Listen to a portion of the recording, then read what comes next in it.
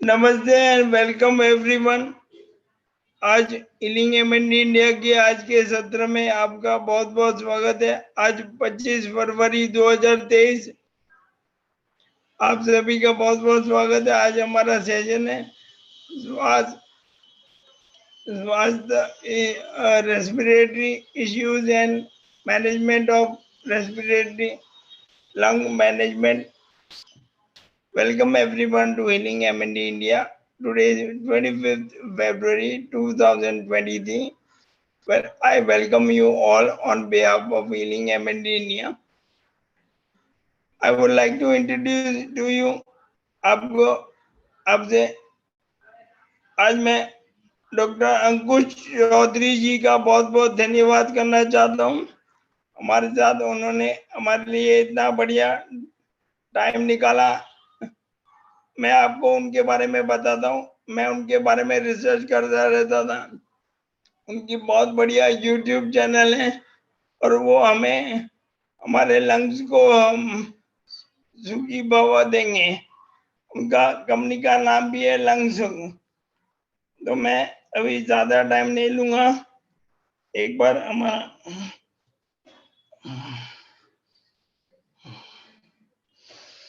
ये यूट्यूब में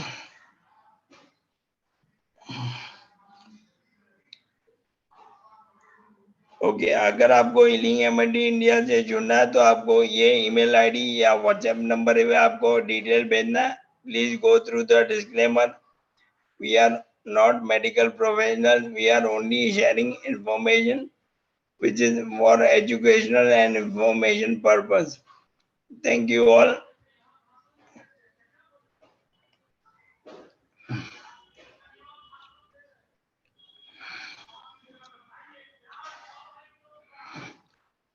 मैं आप सबको बताना चाहता हूँ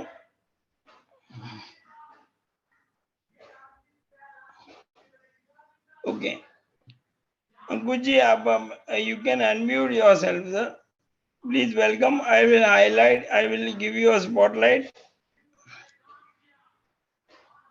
ओके, मैं पहले अंकुश जी को ये बताना चाहता हूँ सर, एमएनडी जो उसका फुल फॉर्म है मोटर न्यूरॉन डिजीज, पर हमारे पूरे ग्रुप के लिए एमएनडी का फुल फॉर्म है मैं नहीं डरता।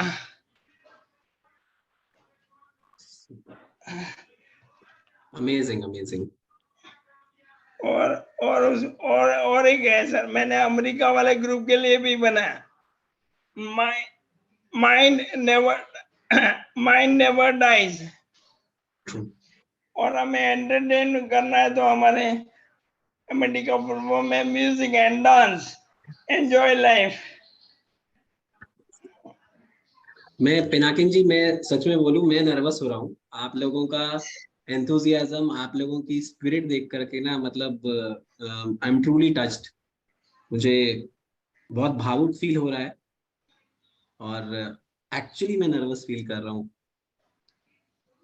मतलब हजारों लोगों के आगे हम टॉक्स देते हैं, प्रेजेंटेशन देते हैं एंड मतलब सीरियसली आई एम, मेरे पास वर्ड्स कम पड़ रहे हैं बोलने के लिए। नहीं सर, आपका बहुत बहुत धन्यवाद। I've seen most of your videos. I'm very much impressed by your videos and your knowledge. आपका शुरू करने के पहले if you can just give your introduction to everyone, we can continue. Thank you so much sir। और nervous feel करने की जरूरत नहीं है। अगर आपको लगे तो मैं अनम्यूट का बटन मेरे पास ही है, मैं किसी को अनम्यूट नहीं करूंगा। नहीं sir, thank you so much MND India, thank you so much Pinakin ji, मुझे इस प्लेटफॉर्म पे इनवाइट करने के लिए। और मेरे बारे में कोई लंबा चौड़ा इंट्रोडक्शन नहीं है। मैं एक साधारण इंसान हूँ, एक साधारण डॉक्टर हूँ, जिसे शायद परिस्थितियों ने, शायद कुछ लाइफ सर्कमस्टांसेस ने थोड़ा सा इस कैपेबल बना दिया कि हम जितना हो सके सांस वाले मरीजों की, रेस्पिरेटरी पेशेंट्स की हम हमारी तरफ से जितनी केयर हो सकती है उसमें लगे रहते हैं। और उसी का पार्ट है जो कि पिनाकिन जी ने देखा हमारा यूट्यूब चैनल। तो नमस्कार, मेरा नाम डॉक्टर अंकुश है। मैं एक कंसल्टेंट पल्मोनोलॉजिस्ट हूँ। पल्मोनोलॉजिस्ट होते हैं जो कि लंग्स से रिलेटेड, श्वास से रिलेटेड, रेस्पिरेटरी रिलेटेड डिजीजेस में जिनकी स्पेशलाइजेशन होती है। मेरी स्पेशलाइजेशन बॉम्बे से हुई थी और उसके बाद अभी मैं फिलहाल दिल्ली में कार्यरत हूँ। दिल्ली में हमारा अपना सेंटर है लंगसुख के नाम से। तो बस यही इंट्रोडक्शन है और कुछ नहीं, बस इतना ही है कि 2017 में मैं भी कुछ लाइफ चैलेंजेस से गुजर रहा था। तभी मुझ में ये एक इंस्पिरेशन था, ये एक मुझ में ज़ील था, एक था कि नहीं हाँ यार, जिंदा तो रहना है। और जब ये था तो बहुत सारे लाइफ हर्डल्स ना ऑटोमेटिकली स्टेप बाय स्टेप हमारे सॉल्व होते चले गए। तो आज के हमारी कॉन्वर्सेशन से अगर आप सबको मैं सिर्फ एक मैसेज भी दे पाऊँ तो वो ये है कि देखिए, लाइफ चैलेंजेस तो आएंगे। मेरी लाइफ ऐसा नहीं है कि मेरी लाइफ हर्डल फ्री रही है, मुझे कोई प्रॉब्लम नहीं आए लाइफ में, या आप लोगों को कम है या आप लोगों को ज्यादा है। सबकी लाइफ में चैलेंजेस आते हैं। सिर्फ डिपेंड ये करता है कि हम उस चैलेंज को किस नजरिए से देख रहे हैं। क्या उस चैलेंज को हम एक अपॉर्चुनिटी की तरह देख रहे हैं कि नहीं देख रहे। जैसे कि पिनाकिन जी एक जीता जागता एग्जाम्पल हमारे सामने है। आप सभी लोग एक एग्जाम्पल है। मोटर न्यूरॉन डिजीज की बीमारी से प्रभावित होने के बावजूद जो स्पिरिट, जो फाइटिंग स्पिरिट, जो जज्बा, जैसे कि इन्होंने बोला mind never dies, music and dance, तो आपने उस एमएनडी की परिभाषा ही बदल दी। तो बस इसी जज्बे के साथ हमें आगे की जर्नी कंटिन्यू करनी है और जितना हो सके अपने आसपास खुशियां फैलाते रहिए। और देखिए, लाइफ बहुत सुंदर है। Thank you so much Pinakin ji. Welcome welcome sir. और मैं आपको और एक बात बताऊं, मैं भी मुंबई से हूँ, बॉम्बे से। Amazing amazing. तो मैं सर बॉम्बे सेंट्रल पे टोपी वाला नेशनल मेडिकल कॉलेज है और नायर हॉस्पिटल, तो हमने वहां से हमारी पढ़ाई करी है। सर आप वहां से चल दिए निकलेंगे तो 10 मिनट में मेरे घर पे पहुंच जाएंगे। आई स्टेड गोवल एट ग्रांट रोड वेस्ट। अरे बहुत बहुत नजदीक है। करेक्ट। धन्यवाद सर। मैं अगली बार जब भी बॉम्बे आता हूँ जरूर आपको कांटेक्ट करूंगा, मिलना चाहूंगा मैं जरूर आपसे। बहुत कुछ हमें सीखने को मिलेगा आपसे। जरूर जरूर सर, मोस्ट वेलकम। आपको लंच और डिनर हमारे साथ ही करना है। Thank you. Thank you so much for your kind gesture. जी, बताइए कैसे हम शुरुआत करें। आप अपने हिसाब से सर, अभी मैं आपको एक बात बताऊं, हाँ जी। जो मैंने जो अभी देखा हुआ है, अभी मेरा एक्सपीरियंस है, उसके हिसाब से जो 2020 लॉकडाउन में, आपको भी पता है, सबको पता है कि हम घर में बैठे बैठे ज्यादा सोते हैं, हम्म। ज्यादा ओवर थिंकिंग करते हैं, और कोई एक्सरसाइज कुछ भी नहीं, हाँ जी। फिजियोथेरेपी नहीं आ रहे हैं, स्पीच थेरेपी कुछ भी नहीं। हम्म। हमारे एंग्जाइटी बढ़ रही है, हम्म। और हमारा, मुझे स्पेशली मुझे क्लोस्ट्रोफोबिक हो रहा था। हाँ। तो बाद में मैंने क्या किया, जब मैं आई attach with healing LS USA, मैंने ऑब्जर्व किया कि पीछे से आगे कैसे आना है। मैंने पिनाकिन ऑब्जर्व जी, किया कि आपका आपका वीडियो भी स्पॉटलाइट में ले आइए, हमारे व्यूअर्स देख पाएंगे। Okay okay.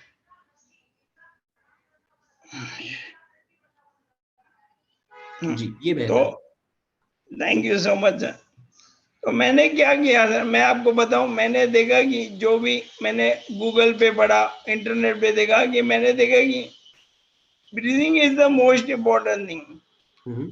आप सबको ये भी पता होगा कि एक बच्चा बॉर्न होता है हाँ तो जी। उसको एक आध थप्पड़ डॉक्टर भी मारता है, भाई श्वास ले, भाई श्वास ले। आपको पता होगा ना, उल्टा उल्टा पकड़ के उसमें वो हम्म। पानी निकालता है और उसको बोलता है भाई स्टार्ट क्राइंग, श्वास ले। मुझे वो भी, मतलब हमारे श्वासों से जुड़ी हुई है हमारी लाइफ। तो इसके लिए मैंने क्या किया, आई स्टार्टेड ब्रीदिंग एक्सरसाइज। मैंने अभी recently I have introduce Tibetan breathology in our group. Amazing. Tibet में आपको पता है, it is the highest plateau on the earth. True. Oxygen की मात्रा कम होती है, हाँ जी, तो we have introduced Tibetan breathology और हम सबको वो एक्सरसाइज करवाते हैं। सैल्यूट है सर, सर दिल से सैल्यूट है आपके आपके जज्बे को, आपकी स्पिरिट को। हमारे पास ना मतलब छोटी छोटी बीमारियां लेकर के लोग आते हैं, मतलब जैसे दमा हो गया है या टीबी हो गया है, और इतने ज्यादा हताश होते हैं। और दूसरे एंड पे आप जैसे लोग हैं जो एमएनडी वाली बीमारी है, और जज्बा देखिए कि यार लाइफ तो एक बार ही मिली है, इसको ही तो पूरी तरह जीना है। दिल से सैल्यूट है सर। बहुत अच्छा लग रहा है, मेरा तो मतलब आज का दिन बन गया। और मैं खुद से ये सोच रहा हूँ पिनाकिन की कसम से कि मैंने बहुत टाइम लगा दिया यहाँ पे आने में। मुझे जब आपने महीने भर पहले अप्रोच किया था, मुझे तभी टाइम निकाल लेना चाहिए था। अमेजिंग।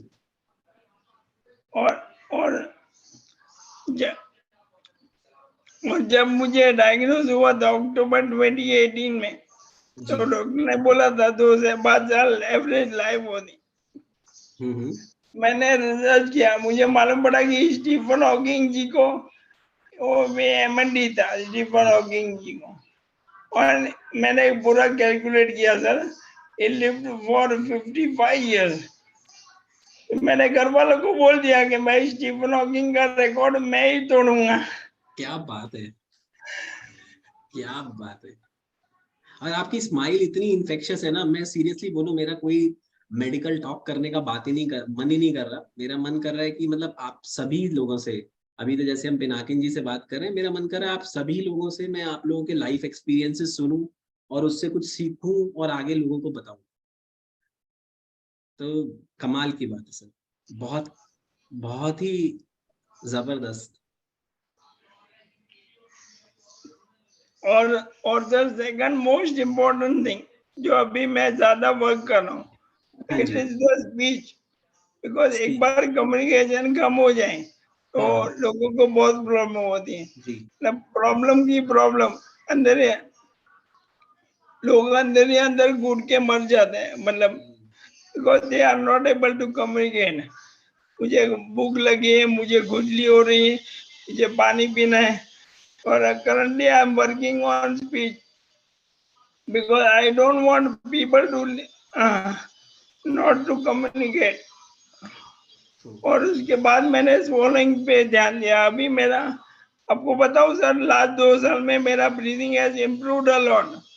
अब मेरा 2 साल पहले का वीडियो देखो, मैं उसमें कंटिन्यू खांस रहा था। हाँ और हाँ। अभी देखो मेरा कोई भी खांसी नहीं है। You can understand each and every word what I am saying. True, absolutely. और अभी मेरा swallowing भी बेटर कर रहा हूँ। तो मैं एवरी डे में ऑलमोस्ट 15 से 20 वॉरियर के साथ रेगुलर बातें करता हूँ। मेरा इनडायरेक्ट पिक्चर भी वहां पे ही हो जाता है। तो अभी आप डॉक्टर साहब आप शुरू कीजिए, whatever you say we'll do that. And thank you again for coming on our platform.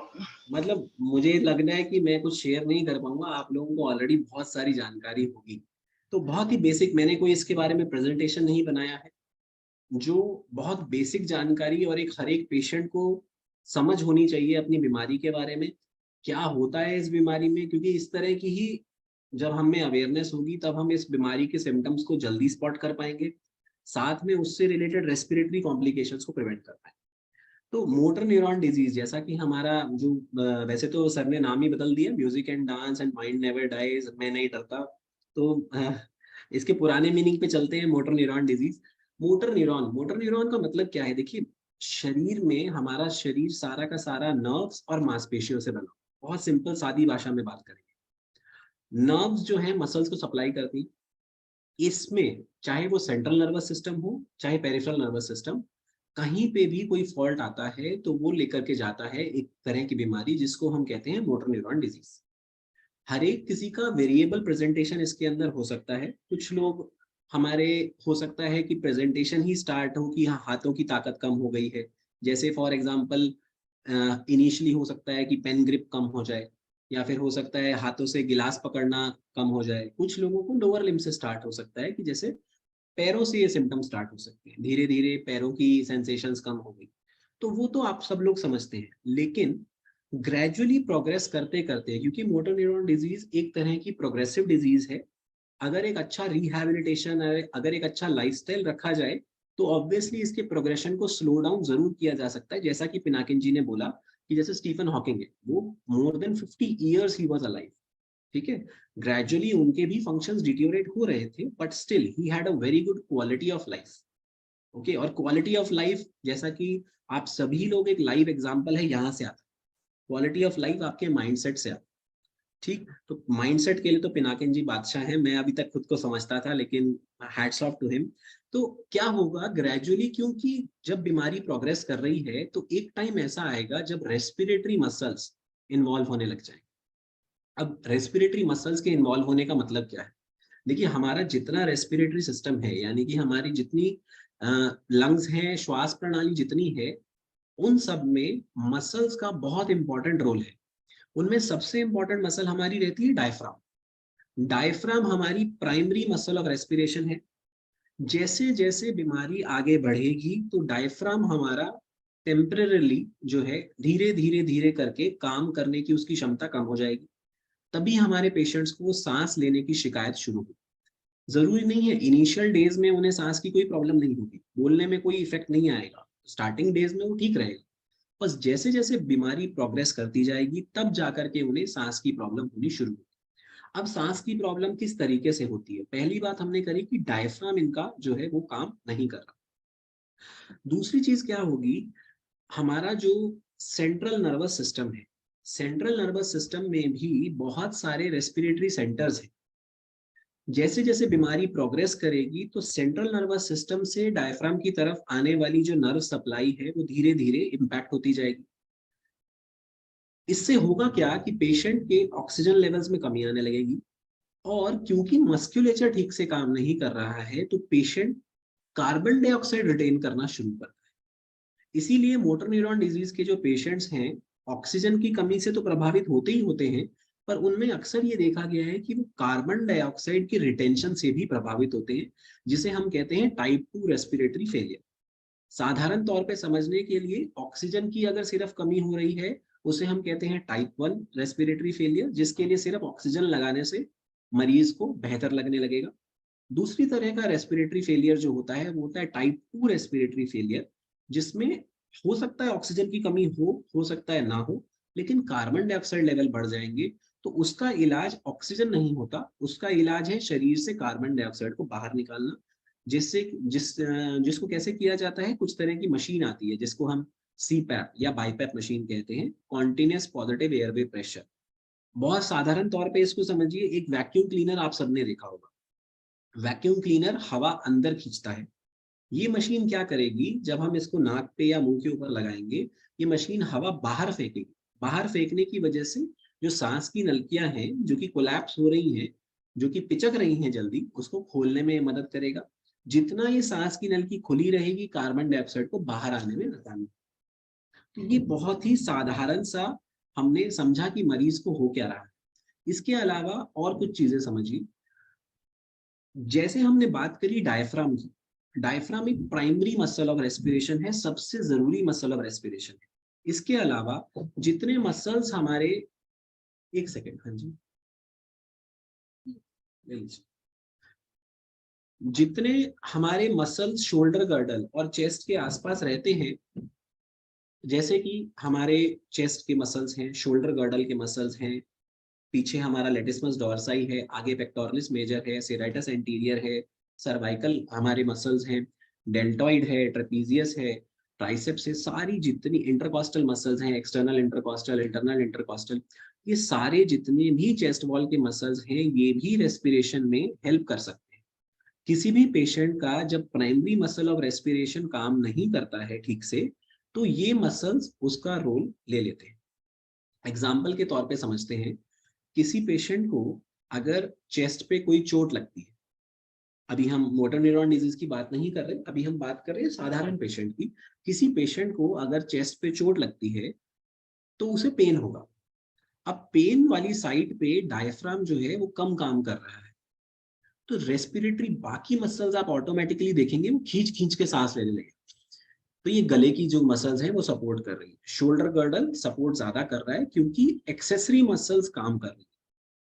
तो यही चीज यहाँ पे समझनी जरूरी है कि इसका हम पेशेंट के तौर पे फायदा उठा सकते हैं। सेंट्रल सप्लाई, अगर डायफ्राम को आने वाली नर्व्स की ताकत अगर कम भी हो गई है, तो भी हमें क्या करना है, इस तरह का लाइफस्टाइल रखें जिससे हमारे सारी की बॉडी की जो मसल्स हैं वो यूज होती रहे। जब आप उन्हें यूज करते रहेंगे तो जो उनका डीजनरेशन बीमारी में होना था वो स्लो डाउन हो जाए। This will add significant quality years to your life. जैसा कि पिनाकिन जी ने बोला कि आजकल वो ब्रीदिंग एक्सरसाइजेस कर, तो ब्रीदिंग एक्सरसाइज करने से क्या होता है, पेशेंट्स को लंग्स की जो ताकत है वो बढ़ती है, मस्क्यूलेचर की ताकत है वो बढ़ती है, जिससे पेशेंट का ऑक्सीजन लेवल भले से ड्रॉप भी हो रहा हो फिर भी पेशेंट की सिम्टोमेटिक इंप्रूवमेंट हो जाती है। तो यही हमारा टारगेट है।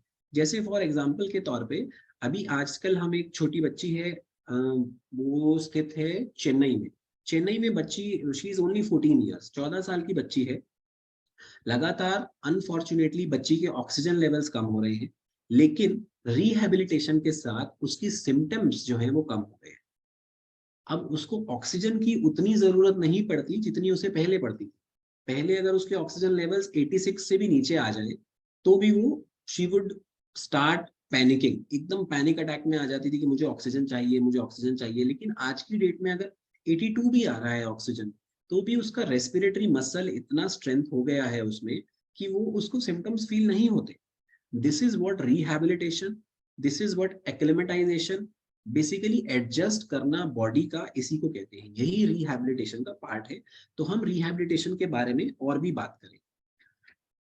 और इसके अलावा देखिए, जैसे जैसे मरीज को सांस लेने में शिकायत होगी तो कुछ तरह की दवाइयां भी हम मरीज को दे सकते हैं। जैसे कुछ पेशेंट्स को ऑक्सीजन पे जाने से बहुत पहले की ये बात है कि कुछ पेशेंट्स को थोड़ा बहुत इनहेलर से फायदा हो सकता है।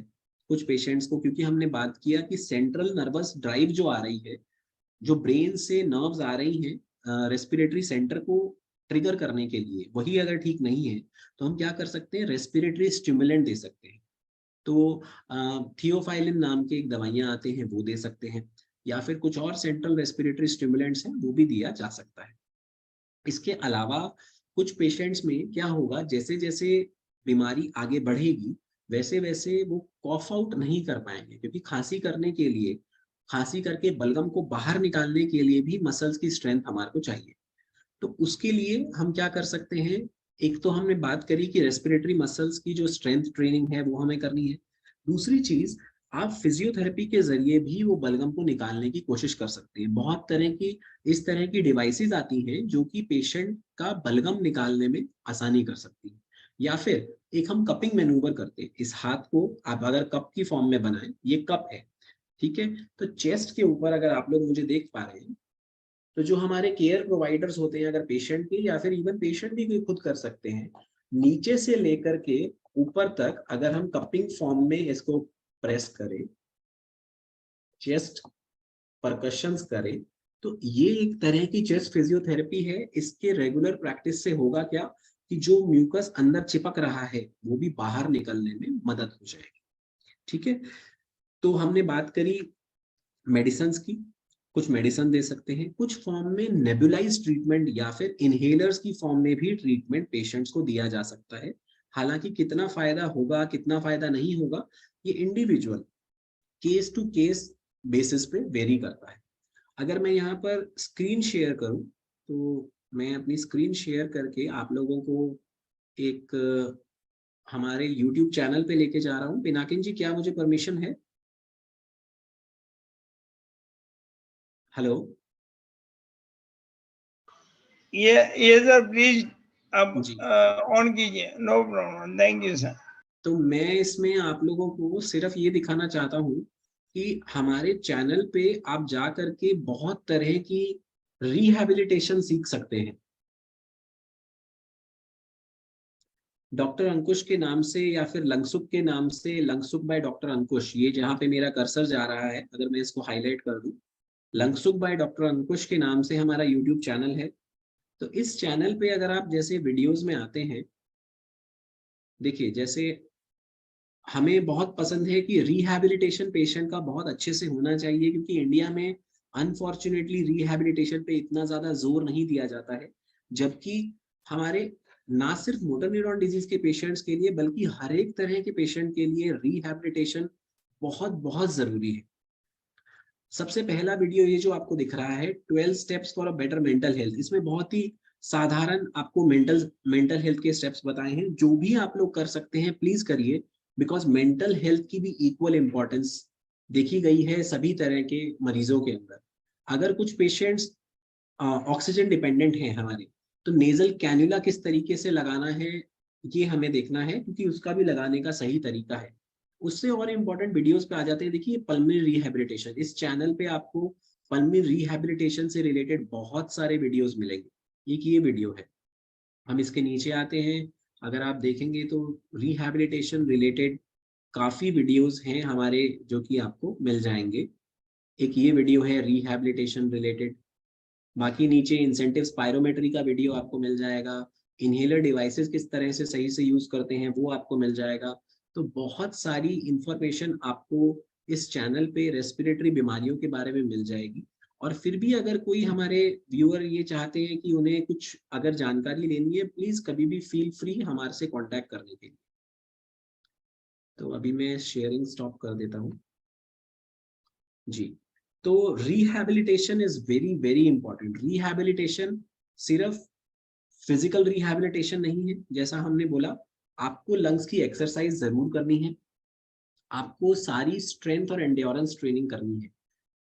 चेस्ट वॉल की मसल्स की, इनफैक्ट अपर लिम्ब हाथों की मसल्स की एक्सरसाइज, लोअर लिम्ब की मसल्स की एक्सरसाइज, जितना आप कर सकते हैं ग्रेजुअली धीरे धीरे धीरे धीरे स्टार्ट करिए। हमारी एक पेशेंट थी बॉम्बे की, उन्होंने मुझे जब फर्स्ट टाइम कांटेक्ट किया था और जब 3 महीने बाद उन्होंने कांटेक्ट किया, तो काफी अच्छे से एक्सरसाइज कर पा रही थी। तो हमने उनसे पूछा ऐसा कैसे कर पाए, तो उनका जवाब बहुत ही ज्यादा, मतलब आज तक दिल में बैठा हुआ जवाब है। वो कहते हैं डॉक्टर साहब आपका बच्चा है? मैंने कहा हाँ है। तो कहते हैं वो भाग लेता है? मैं कहा हाँ भाग लेता है। कहते हैं नहीं, भागने से पहले वो चला हो। मैं कहा हाँ चला था। कहते नहीं, चला नहीं था, चलने से पहले वो बैठना सीखा। मैंने कहा हाँ ठीक है बैठना सीखा। तो नहीं, बैठना नहीं सीखा था, पहले वो सहारे से बैठना सीखा। So basically what she meant is, उनका मतलब सिर्फ कहने का ये था कि one step at A time. आप आज जहां हैं बस वहीं है। धीरे धीरे विद रेगुलर प्रैक्टिस, हमें किसी से रेस नहीं लगानी, ये कोई रेस नहीं है। हमारी जर्नी अपनी खुद की है, one single step at a time. Pinakin ji ने खुद बोला 2 साल पहले जब तक वो एक्सरसाइजेज इतनी नहीं कर रहे थे, वॉइस इतनी अच्छी नहीं थी, खांसी बहुत ज्यादा आती थी। तो यानी कि रिहैबिलिटेशन बहुत क्लियरली उनके लिए काम कर रहा है। आप सब पे भी रिहैबिलिटेशन बहुत ही कमाल का असर कर सकता है, प्लीज करिए। जितना हो सकता है रिहैबिलिटेशन की जानकारी हमसे ले लीजिए, हम कुछ वीडियोस आपको भेज देंगे। ऑलरेडी मैंने यूट्यूब पे लिंक शेयर किया है, फिर भी प्लीज हमें कांटेक्ट करिए, जितने लिंक्स मेरे पास है वो सब फॉरवर्ड कर दूँ। तो rehabilitation is very very core. साथ में एक और चीज बहुत जरूरी है, दैट इज स्पूटम क्लियरेंस। बलगम जमा नहीं होगा तो इन्फेक्शंस नहीं होंगे। मोटर न्यूरॉन डिजीज वाले पेशेंट्स के लिए क्योंकि बलगम निकालने में दिक्कत होती है, तो ये पेशेंट्स बहुत प्रोन हो जाते हैं फ्रीक्वेंट रेस्पिरेटरी इन्फेक्शंस के लिए। कोई एक जो साधारण तौर पे इंसान है, अगर उसको एक गले का इन्फेक्शन हुआ वर्सेस एक एमएनडी अगर पेशेंट को होगा, तो उनके रिस्पॉन्स करने के तरीके में बहुत बहुत ज्यादा डिफरेंस होता है, क्योंकि बलगम निकालने में आप लोगों को थोड़ी मुश्किल हो रही है। तो इसके लिए ही रेगुलर चेस्ट फिजियोथेरेपी, रेगुलर आप एक्सरसाइजेस करते रहेंगे तो बहुत अच्छा लगेगा। इसके अलावा एक और बहुत जरूरी बात, वैक्सीनेशन। क्योंकि अभी हमने बात करा कि हमारे पेशेंट्स को बहुत ज्यादा frequency of infective exacerbation, frequency of infection ज्यादा रहता है, तो उसकी प्रिवेंशन भी हमें चाहिए। जैसा हम हमेशा से सुनते आए हैं, prevention is better than cure. Covid का वैक्सीनेशन हम सब ने लगवाया होगा, आप में से मेजॉरिटी कोविड वैक्सीनेशन करवाया होगा। वो इसलिए करवाया है, इसलिए नहीं करवाया कि आपको कोविड ना हो, वो इसलिए करवाया जाता है कोई भी वैक्सीनेशन, ताकि अगर बीमारी होती है तो उसका सिवियरिटी बहुत सिवियर ना हो, वो हमें माइल्ड फॉर्म ऑफ डिजीज होकर के रह जाए। तो अगर आप में से किसी ने भी कोविड का वैक्सीनेशन नहीं करवाया है तो प्लीज करवाइए, बिना झिझक के, बिना डर के करवाइए। सेकेंड चीज, इसके अलावा कोविड वैक्सीनेशन के अलावा और भी वैक्सीनेशन हैं जो कि आप लोगों के लिए जरूरी है, वो है फ्लू और निमोनिया के वैक्सीन। इन्फ्लुएंजा वैक्सीन जो कि साल में एक बार आपको जरूर लगाना है। इसके अलावा निमोनिया के 2 प्रकार के वैक्सीन आते हैं। पहले वैक्सीन का नाम है PCV13। PCV13 आपको जिंदगी में एक बार लगवाना है। जब PCV13 लग जाएगा, इसके 3 महीने का गैप रखना पड़ता है। निमोनिया का एक दूसरे प्रकार का वैक्सीन आता है जिसे कहते हैं PPSV23। पहले वाले वैक्सीन का नाम है PCV13। दूसरा वैक्सीन जो जिंदगी में एक ही बार लगेगा, दूसरा वैक्सीन है निमोनिया का PPSV23। पहला वैक्सीन लगने के 3 महीने के बाद इसको लगाना होता है, और ये दूसरे वाला निमोनिया का वैक्सीन ये 5-5 साल में एक बार लगता है। इससे ज्यादा फ्रीक्वेंटली लगवाने की जरूरत नहीं है। बहुत बहुत बार ऐसा हमने देखा है कि निमोनिया के वैक्सीन भी लोगों को साल साल में रिकमेंड करे जा रहे हैं, बट वो यूजफुल नहीं है। उसके लिए हमारे पास इनफ साइंटिफिक डेटा नहीं है। जितना साइंटिफिक चीजें हैं उसी को डिस्कस करेंगे।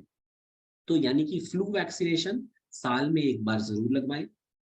निमोनिया का फर्स्ट टाइप ऑफ वैक्सीन यानी कि PCV13 वैक्सीन जिंदगी में एक बार जरूर लगवाएं। PCV13 लगाने के 3 महीने के बाद इंतजार करिए। 3 महीने बाद PPSV23 यानी कि न्यूमोवैक्स के नाम से जो वैक्सीन आता है वो 5 साल में एक बार जरूर लगवाएं। कुछ लोग हमसे पूछते हैं कि सर हमने तो पहले PPSV23 लगवा लिया, यानी कि न्यूमोवैक्स हमने पहले लगवा लिया है क्योंकि हमें PCV13 का जानकारी नहीं था, तो अब कितना गैप रखना है। तब अगर इस सिनेरियो में किसी ने न्यूमोवैक्स यानी कि PPSV23 पहले लगा लिया है तो हमें 1 साल रुकना पड़ेगा। 1 साल के बाद फिर आप PCV13 लगवाएं, क्योंकि इम्यून सिस्टम, इम्यून रिस्पॉन्स का फर्क होता है। इसलिए अगर पहले PCV13 लगा रहे हैं तो आप 3 महीने के बाद PPSV23 लगवा सकते हैं। अगर इसका उल्टा बाय चांस हुआ है, किसी ने 23 वाला वैक्सीन अगर पहले लगा लिया है तो फिर वो 1 साल रुक करके PCV13 ले सकता है। जी, तो मेरी तरफ से ये बहुत मेन जानकारी है सर। अगर किसी के कोई सवाल है तो प्लीज मैं जरूर उनका जवाब देना चाहूंगा। Correct sir. अभी सबसे पहली बात sir, let me start with the question, what is the utmost care? मैं लंग्स को शुक रखने के लिए अटमोस्ट केयर क्या करना है? लंग्स को देखिए, अटमोस्ट केयर से यहाँ पे वही चीज है जो कि हमने डिस्कस करी। सबसे इम्पोर्टेंट आप लोगों के लिए जो रहता है वो है रिहैबिलिटेशन। करेक्ट। रिहैबिलिटेशन सुनने में एक छोटा सा वर्ड है, लेकिन इसमें क्या क्या आता है। फिजिकल रिहैबिलिटेशन यानी कि आपको लंग्स की एक्सरसाइज करनी है, आपको अपर बॉडी स्ट्रेंथनिंग एक्सरसाइजेस करनी है जिसकी स्ट्रेंथ और एंड्योरेंस दोनों की ट्रेनिंग होगी। डायफ्रेगमेटिक ब्रीदिंग एक्सरसाइजेस आप करिए, ये सब आपके फिजियोथेरेपिस्ट ट्रेंड होते हैं इन चीजों के लिए, वो आपको गाइड करेंगे। डायफ्रेगमेटिक ब्रीदिंग एक्सरसाइज करिए। पर स्लिप ब्रीदिंग, नाक से सांस लीजिए, मुंह से सीटी की तरह छोड़िए। एक कॉमन सा चीज आप ऑब्जर्व करेंगे कि जब आप मुंह से सीटी बना के छोड़ेंगे आप लंबा ब्रेथ छोड़ पा रहे हैं। लंबा ब्रेथ छोड़ने का फायदा ये होता है, इमीडिएटली बॉडी के अंदर ये ऑक्सीजन राइज करेगा। जब आप इसे लगातार करते रहेंगे तो विद इन 2 to 3 मिनट्स आप देखेंगे कि ऑक्सीजन राइज होने लग गया है। साथ में ये बॉडी से कार्बन डाइऑक्साइड को नेचुरली निकालने में मदद करता है। ठीक है, तो ये सब रिहैबिलिटेशन का पार्ट है। तो अभी हमने बात करा लंग्स के लिए एक्सरसाइजेस, पर slip breathing, strength endurance training, upper limb lower limb दोनों के आपको एक्सरसाइजेस करनी है। कुछ लोगों का ये मानना है सर लोअर लिम्ब से क्या लेना देना, लोअर लिम्स तो हमारे रेस्पिरेटरी को कैसे सपोर्ट कर रहे हैं। बिल्कुल करते हैं, आप करके देखिए। जब आप करेंगे आपकी बॉडी के अंदर बहुत तरह के बदलाव आते हैं जब भी आप कोई एक्सरसाइज करते हैं। ठीक है, तो लोअर लिम्स की ट्रेनिंग भी इक्वली इंपॉर्टेंट रहती है। इसके अलावा जैसा कि आपने पहले भी बोला, voice training, voice training is also very important, क्योंकि वोकल कॉर्ड्स जो है, वोकल कॉर्ड्स के आसपास भी सारा मस्कुलेचर है। वोकल कॉर्ड अगर किसी का पैरालिसिस में जाना स्टार्ट हो भी जाए तो भी विद रेगुलर वोकल ट्रेनिंग वो डिले किया जा सकता है, क्योंकि आप जब स्ट्रेंथ बढ़ाएंगे आपकी सर्वाइकल, आपकी नेक की मसल्स की, तो आपको बहुत आसानी होगी। ये बात हो गई सारे फिजिकल रिहैबिलिटेशन।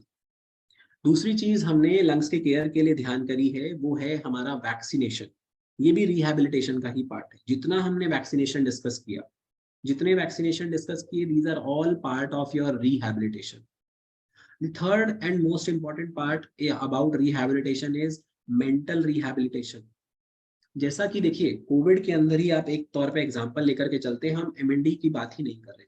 कोविड के अंदर भले चंगे इंसान जो घर के अंदर बंद थे, घर के बाहर नहीं जा सकते, साइंटिफिक डाटा लैंसेट का भी कहता है, हमारे अमेरिकन कलीग्स हैं, इंडियन कलीग्स हैं, जितने साइकेट्रिस्ट हैं, कहते हैं psychiatric diseases have almost doubled, दुगनी से ज्यादा हो गई हैं आफ्टर कोविड एपिसोड। क्यों? क्योंकि लोग अपनी मेंटल स्ट्रेंथ का ध्यान नहीं रखते।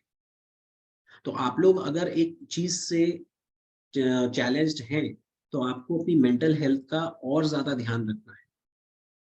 और एक कमाल की बात है, जो लोग मेंटल हेल्थ का ध्यान रखते हैं ना, उनके अंदर कोई भी बीमारी ज्यादा उनको इम्पैक्ट नहीं करती। उनकी रिकवरी, उनका कोर्स ऑफ लाइफ, उनका क्वालिटी ऑफ लाइफ हमेशा बेटर होता है। आप सबने अभी एक पिक्चर बहुत रिसेंटली रिलीज हुई है, मैं चाहूंगा आप सब लोग देखिए। मैंने देखी, मुझे बहुत इंस्पायरिंग मूवी लगी, सलाम वेंकी। Z5 पे काजोल और एक एक्टर है उनकी आई, जिसमें आमिर खान का भी एक छोटा सा रोल है। सलाम वेंकी जरूर देखिए।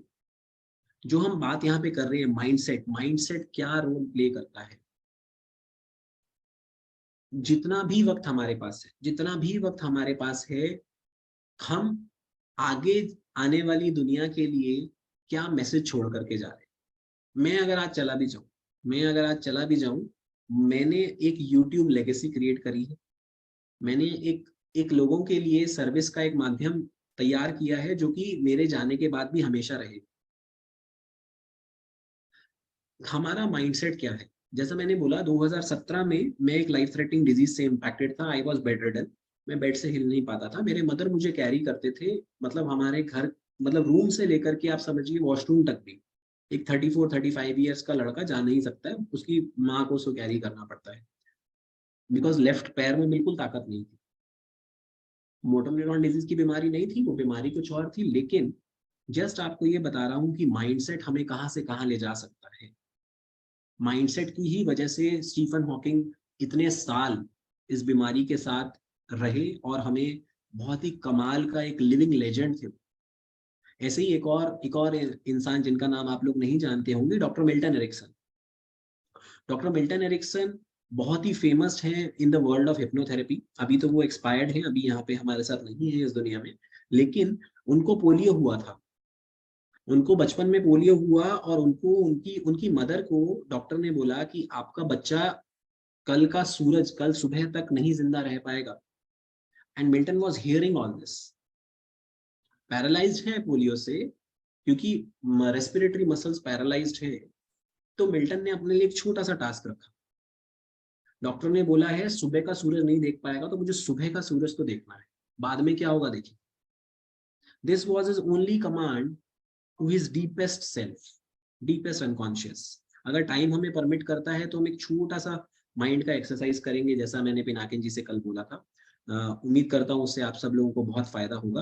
तो डॉक्टर मिल्टन एरिक्सन ने, उस टाइम वो डॉक्टर नहीं थे, उन्होंने एक छोटा सा कमांड अपने ब्रेन को दिया, माइंड को दिया इंडीड, कि मुझे कल का सूरज तो देखना है। And to his surprise he woke up, he was alive. Doctors भी सरप्राइज थे। तो उन्होंने बोला कि चलो one day at a time, 24 घंटे और, 24 घंटे और। एंड उसके बाद he died at the age of 73 years. ये जो बात हम आपको बता रहे हैं, ये तब की है जब ही वॉज ओनली 8 और 9 ईयर्स ओल्ड। तब से लेकर के उनको लाइफ में एटलीस्ट 3 टाइम्स पोलियो अटैक्स आए। एक टाइम ऐसा था he was wheel chair dependent. आप यूट्यूब पे उनकी वीडियोस देखिए, आपको उनकी वॉइस की टोनैलिटी उनकी लेटर एजेस के अंदर बाद में समझ में भी नहीं आई। Because he is wheel chair stricken. YouTube पे वीडियोस हैं। हिप्नोथेरेपी में he is the father of hypnotherapy. उन्होंने साइकोलॉजी की पूरी फील्ड को पूरी तरह टर्न अराउंड कर दिया, 360 डिग्रीज टर्न अराउंड। इतने कमाल के लेजेंडरी इंसान थे वो। माइंड पावर क्या होती है। उन्हें पोलियो का अटैक आया, पैरालाइज हो जाते थे, तो उनकी स्टोरीज ही बहुत कमाल की हैं। तो बाहर एक दिन बैठे बैठे कमरे के अंदर व्हील चेयर डिपेंडेंट थे, and what he observe from his window, अपनी विंडो से उन्होंने देखा कि बाहर बारिश हो रही है, बाहर बारिश हो रही है। एंड उन्होंने क्या देखा कि जो बारिश हो रही है उसमें पेड़ पौधे बहुत ही ज्यादा सुंदर लग रहे हैं और बच्चे खेल रहे हैं। और इससे उनके अंदर एक इंक्विजिटिवनेस, एक उनके अंदर एक मन हुआ कि यार मुझे भी बाहर जाके खेलना है, आई विश कि मैं भी जा पाता। और ये बहुत ही इनर, बहुत ही कोर डिजायर था। तो इससे उन्होंने क्या ऑब्जर्व किया कि उनकी थाई की एक मसल में हल्का सा ट्विच आया। अभी तक पैरालाइज्ड है, हिल नहीं पाते, हल्का सा ट्विच आया। इसी को उन्होंने एक एज अ स्टेपिंग स्टोन देखा, जैसा हमने बोला one step at a time. इसी को उन्होंने एक एज अ स्टेपिंग स्टोन देखा, और उन्होंने बोला कि अगर एक सिग्निफिकेंट इनर डिजायर से मेरी बॉडी का एक छोटा सा मसल हिल सकता है, तो हो सकता है कि इसके रेगुलर प्रैक्टिस से मेरे पूरे पैरों में ताकत वापस आए। And trust me, he walked again. फिर से चले वो with regular practice. It took him 3 years, 3 years, 3 साल लगे उन्हें। बट एक मसल छोटे छोटे ट्विचेस से वो मैक्रो मूवमेंट्स बनते गए। माइंडसेट, आपका बिलीफ कैसा है, आप क्या बिलीफ रख रहे हैं, उसी बिलीफ की वजह से आज मैं जिंदा हूं। मुझे भी डॉक्टर्स ने बोला था डॉक्टर साहब 6 महीने जिंदा रह पाए, 6 months is what you have to live. दवाइयां काम करती हैं तो आप सरवाइव करेंगे, दवाइयां नहीं काम करती हैं तो may be you won't survive. And जो हमारी मेरी बीमारी थी, 50-50 चांसेस होते हैं। आज भी अनफॉर्चुनेटली हम पेशेंट्स लूज करते हैं। बट माइंड सेट, जैसा पिनाकिन जी ने बोला, स्टीफन हॉकिंग का रिकॉर्ड तो मैं ही तोड़ूंगा, इंडीड तोड़ेंगे। Mind set. इसलिए मेंटल रिहैबिलिटेशन, हम रिहैबिलिटेशन की बात करते हैं, mental rehabilitation is very very very important. Meditation आप लोग कर सकते हैं, ठीक है, स्मॉल थोड़े बहुत ब्रीदिंग एक्सरसाइजेस कर सकते हैं। एक और बहुत ही कमाल का एक्टिविटी होता है जिसे हम कहते हैं गुड थिंग्स जर्नल। तो आज से जर्नल, चाहे तो अगर लिख पाते हैं तो लिखिए, रिकॉर्ड कर सकते हैं अपनी आवाज में तो रिकॉर्ड करिए। 5 गुड थिंग्स। रात को सोने से पहले हमें हमारे डीपर माइंड को, अनकॉन्शियस या सबकॉन्शियस माइंड को प्राइम करना है। उसे इस तरह की इंफॉर्मेशन फीड करनी है जिससे वो आपकी हीलिंग में हेल्प करे। क्या करेंगे आप?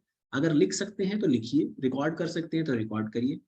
आज के दिन की 5 अच्छी बातें, ये आप आज आज से ही आज सब ये स्टार्ट करिए। मेरा बहुत सिंसियर रिक्वेस्ट है, हाथ जोड़ के आप सबसे, कि इसका मैजिक आप देखेंगे अपनी लाइफ में। आज के दिन की 5 अच्छी बातें आप लिखिए या रिकॉर्ड करिए। ये आपकी सोने से पहले लास्ट एक्टिविटी होनी चाहिए। सिर्फ इतनी सी कंडीशन, सोने से पहले लास्ट एक्टिविटी दिन की ये होनी चाहिए कि 5 अच्छी बातें लिखनी है आपने या रिकॉर्ड करनी है। और इसको लिखने या रिकॉर्ड करने के बाद या तो आप पढ़ेंगे या फिर आप सुनेंगे, और बस फिर सो जाएंगे। अच्छी बातों में कुछ भी आ सकता है। आज पिनाकिन जी ने एक बहुत ही कमाल की मीटिंग ऑर्गेनाइज करी, आज खाने का टेस्ट अच्छा था, आज थोड़ा बेहतर महसूस कर रहे हैं कल से, किसी के साथ खेले, किसी के साथ बात करें, कुछ भी रैंडम चीज आज के दिन की अच्छी बात है। शुरुआत में हो सकता है हमें ढूंढने में कि क्या अच्छी बात हुई है आज, अजीब लगे। लेकिन एक टाइम था जब मेरा माइंडसेट, जो मेरे ट्रेनर्स थे, मेरे मेंटोर्स थे, उन्होंने बहुत ही कमाल कमाल की बातें बताई। अगर आज सुबह मैं जिंदा उठा हूँ तो क्या ये कमाल की बात नहीं है? क्योंकि मोर देन 10 लाख पीपल, रोज 10 लाख लोग रात के बाद सुबह नहीं देख पाते। तो मैं उठा हूं तो जरूर कोई बहुत ही बड़ी ताकत है जो कि मुझसे कुछ मेजर काम करवाना चाहती है। कितनी कमाल की बात है। फिर उसके बाद मैं क्या करता हूँ, मेरे साथ में मेरे बच्चे को देख लेता हूँ, अरे वाह मेरा बच्चा भी उठ गया। सुनने में जितना फनी लगेगा ये उतना ही ज्यादा इंपॉर्टेंट है। अरे वाह मेरी वाइफ भी अच्छी है, शी इज ऑल्सो अलाइव। फिर नीचे चला जाता हूँ, अपने पेरेंट्स को देख लेता हूँ, अपने भैया को देख लेता हूँ, उनके बच्चों को देख लेता हूँ, बाहर का वेदर देख लेता हूँ। मतलब बहुत कुछ है ऑब्जर्व करने जाए। वो लिखिए, उसे लिखिए या मतलब रिकॉर्ड करिए, और ये लास्ट एक्टिविटी प्लीज आपके दिन का होना चाहिए, और करके सो जाइए। विद इन फ्यू डेज आप देखेंगे आपके माइंडसेट में कमाल का चेंज आना। जो साइकेट्रिक मेडिकेशंस भी फायदा नहीं कर सकती, उससे भी ज्यादा इम्पैक्ट ये सिंगल एक्टिविटी कर सकती है। तो mental rehabilitation is equally important. तो physical rehabilitation, mental rehabilitation, and second and another important thing is vaccination. अब एक और इम्पॉर्टेंट चीज पे आते हैं जो कि मोटर न्यूरॉन डिजीज या किसी भी पेशेंट के लिए बहुत जरूरी होती है, दैट इज सोशल रिहैबिलिटेशन। खुद को एक एक चार दीवारी में कन्फाइन मत करिए। आपको अपने आप को दुनिया के स्टैंडर्ड्स पे इक्वल रखना है। आप उतने ही कैपेबल हैं। आज इस छोटे से लैपटॉप के अंदर पूरी वर्ल्ड है।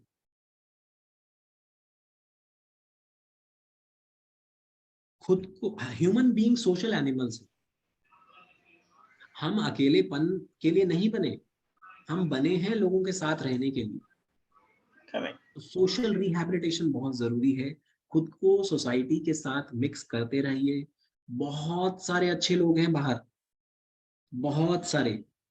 ये भी एक हमारा मिथ रहता है कि बाहर लोग अच्छे नहीं हैं, या फिर हमें किस तरह से एक्सेप्ट करेंगे। मैं जब चल नहीं पाता था तो मुझे भी सोशल रिहैबिलिटेशन के लिए बोला गया था। तो मैंने एक इंस्टीट्यूट ज्वाइन किया था, क्योंकि वहां पे लोग मेरी जान पहचान के थे। मुझे पता है मैं काम नहीं कर पाऊंगा ज्यादा, I was not in that physical और मेंटल स्टेट कि मैं काम कर पाऊँ। बट मैं सरप्राइज था वहां पे लोगों का कॉपरेशन देख के। मुझे उम्मीद नहीं थी कि 20 लोगों का डिपार्टमेंट है जहाँ पे मैं एक एज अ 21वां आउटसाइडर जा रहा हूँ, और वो 20 के 20 ये चीज इंश्योर करते थे क्या आज का दिन अंकुश का कंफर्टेबल बीता कि नहीं बीता। तो हमारे बहुत सारे मिथ्स होते हैं। जब तक हम बाहर के लोगों से इंटरेक्ट नहीं करते तब तक हमारे मिथ होते हैं कि बाहर की दुनिया पता नहीं हमें एक्सेप्ट करेगी कि नहीं करेगी, बाहर के लोग अच्छे नहीं हैं, या फिर हम उनके जैसे नहीं हैं। इस तरह के सब मिथ्स हैं, सब इनर बिलीफ्स हैं जो कि टोटली टोटली बेसलेस है। किसी के बारे में बात करके ही, किसी से बात करके ही आपको पता लगेगा कि वो इंसान कितना अच्छा है। एंड ट्रस्ट मी, आज की डेट में भी मेजॉरिटी लोग अच्छे हैं। सोशल रिहैबिलिटेशन बहुत जरूरी है। किसी ना किसी तरीके से लोगों से मिलते रहिए, हंसिए, हंसाइए, लाफ्टर क्लब ज्वाइन करिए, बहुत जरूरी है। तो सोशल रिहैबिलिटेशन ना सिर्फ मिलना है, खुद को आप किसी ना किसी तरीके से एम्प्लॉय कर सकते हैं। किसी और पे डिपेंडेंस नहीं चाहिए। जितना आप सेल्फ डिपेंडेंट रहेंगे उतनी ही अच्छी आपकी रिहैबिलिटेशन। ठीक है पिनाकिन जी, नेक्स्ट कोई क्वेश्चन है तो प्लीज बताइए।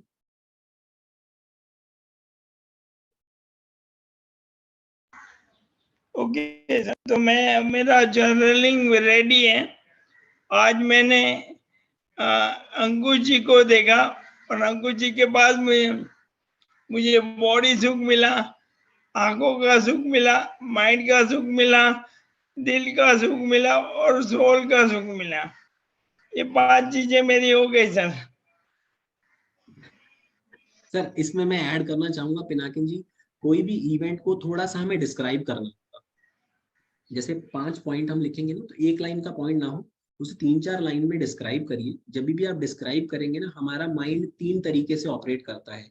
विजुअल सेंसेस में ऑपरेट करता है, ऑडिटरी में ऑपरेट करता है, और किनेस्थेटिक। किनेस्थेटिक मतलब फीलिंग्स उसके अंदर आती है। जितनी अच्छी फीलिंग्स, जितनी अच्छी बातें याद आएंगी, जितनी अच्छी इमेजेस याद आएंगी, उतनी ही अच्छी डीपर सेल्फ की हीलिंग हो जाएगी, उतने अच्छे हॉर्मोन्स निकलेंगे। तो इसलिए थोड़ा सा डिस्क्राइब करना है जी। नेक्स्ट कोई क्वेश्चन है तो please. Thank you. I would like to invite Dr. Shika ma'am. एक minute ma'am, I'll give you an option to unmute.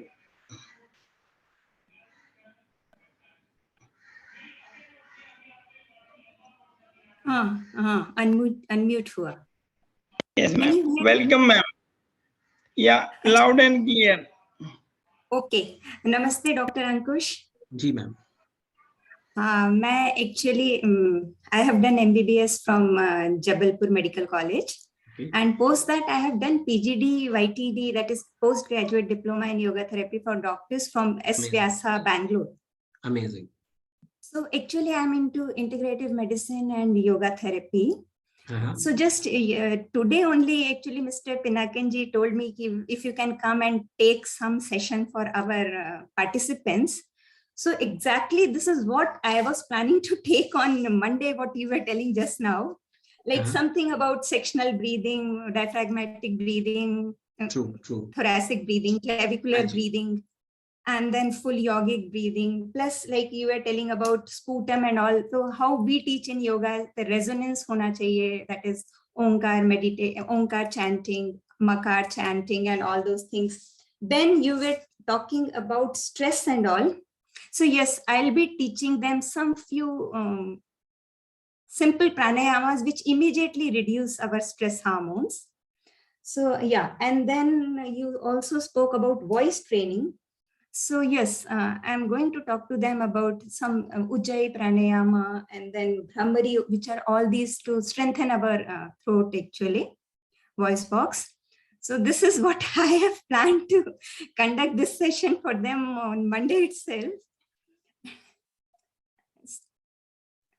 हाँ, तो आप इनके लिए जो है प्रैक्टिकल करवाएंगे तो इन लोगों को और ज्यादा वो अप्लाइड बहुत अच्छा हो जाएगा. Yes, exactly. This is what whole list I had planned today. Just now he spoke to me and he told कि आप आ जाइए, pulmonologist आने वाले हैं. हाँ जी. तो मैंने कहा अच्छा ठीक है, चलो आ जाते हैं. तो I am into all these things actually. जी ma'am, yoga I do integrate.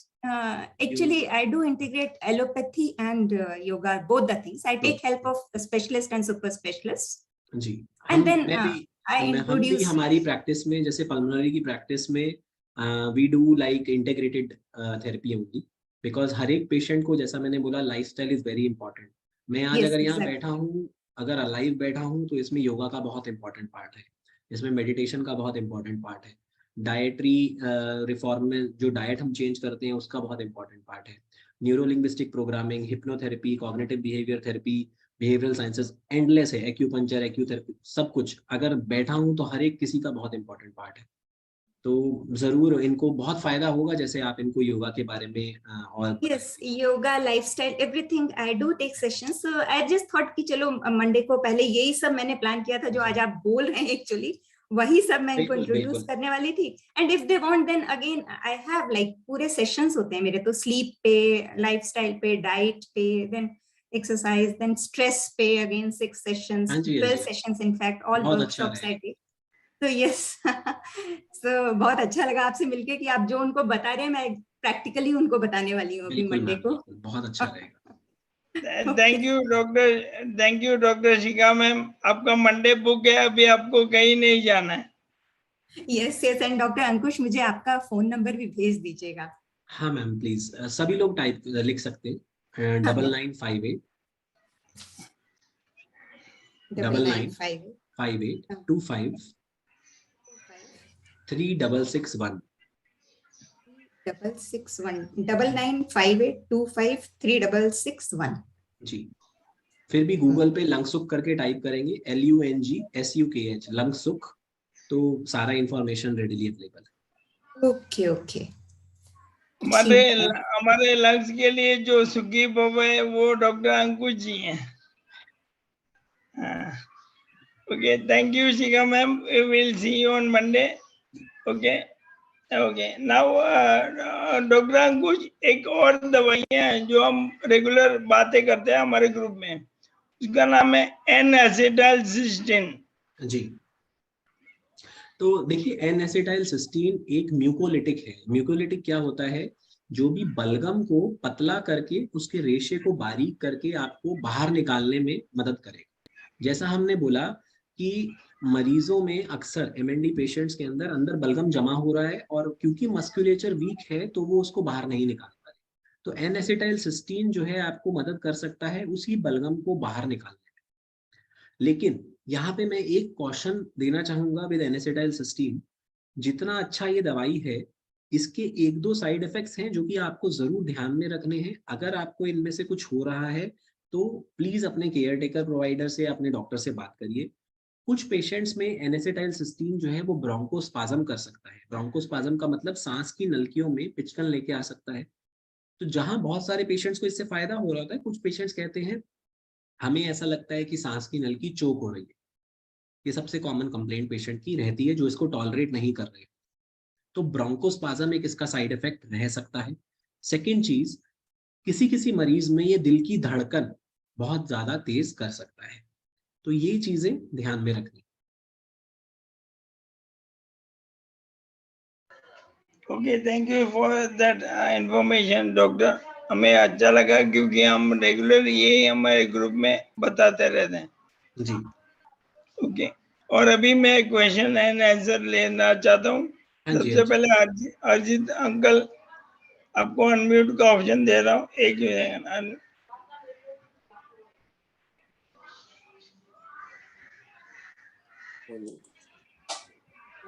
Yes, Doctor Saab, thank you very much for your advice and guidance.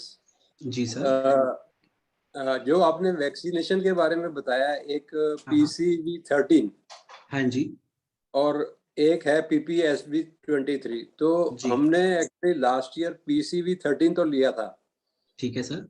लेकिन वो PPSV23 नहीं लिया, वो किसी ने गाइड हाँ, भी नहीं किया। हाँ, कोई तो वो बात नहीं। आप अब ले सकते हैं। हाँ जी, ले सकते हैं। लास्ट ईयर आपने लिया था तो बस 3 महीने का हमें गैप चाहिए, जैसा हमने बात किया। PCV अच्छा, 13 अभी 1 साल हो गया तो मतलब लिए हाँ हाँ, हुए। ले सकते हैं सर। PCV 13 लेने के 3 महीने के बाद आप कभी भी PPSV 23 ले सकते ओके, थैंक यू, हैं। थैंक जी यू।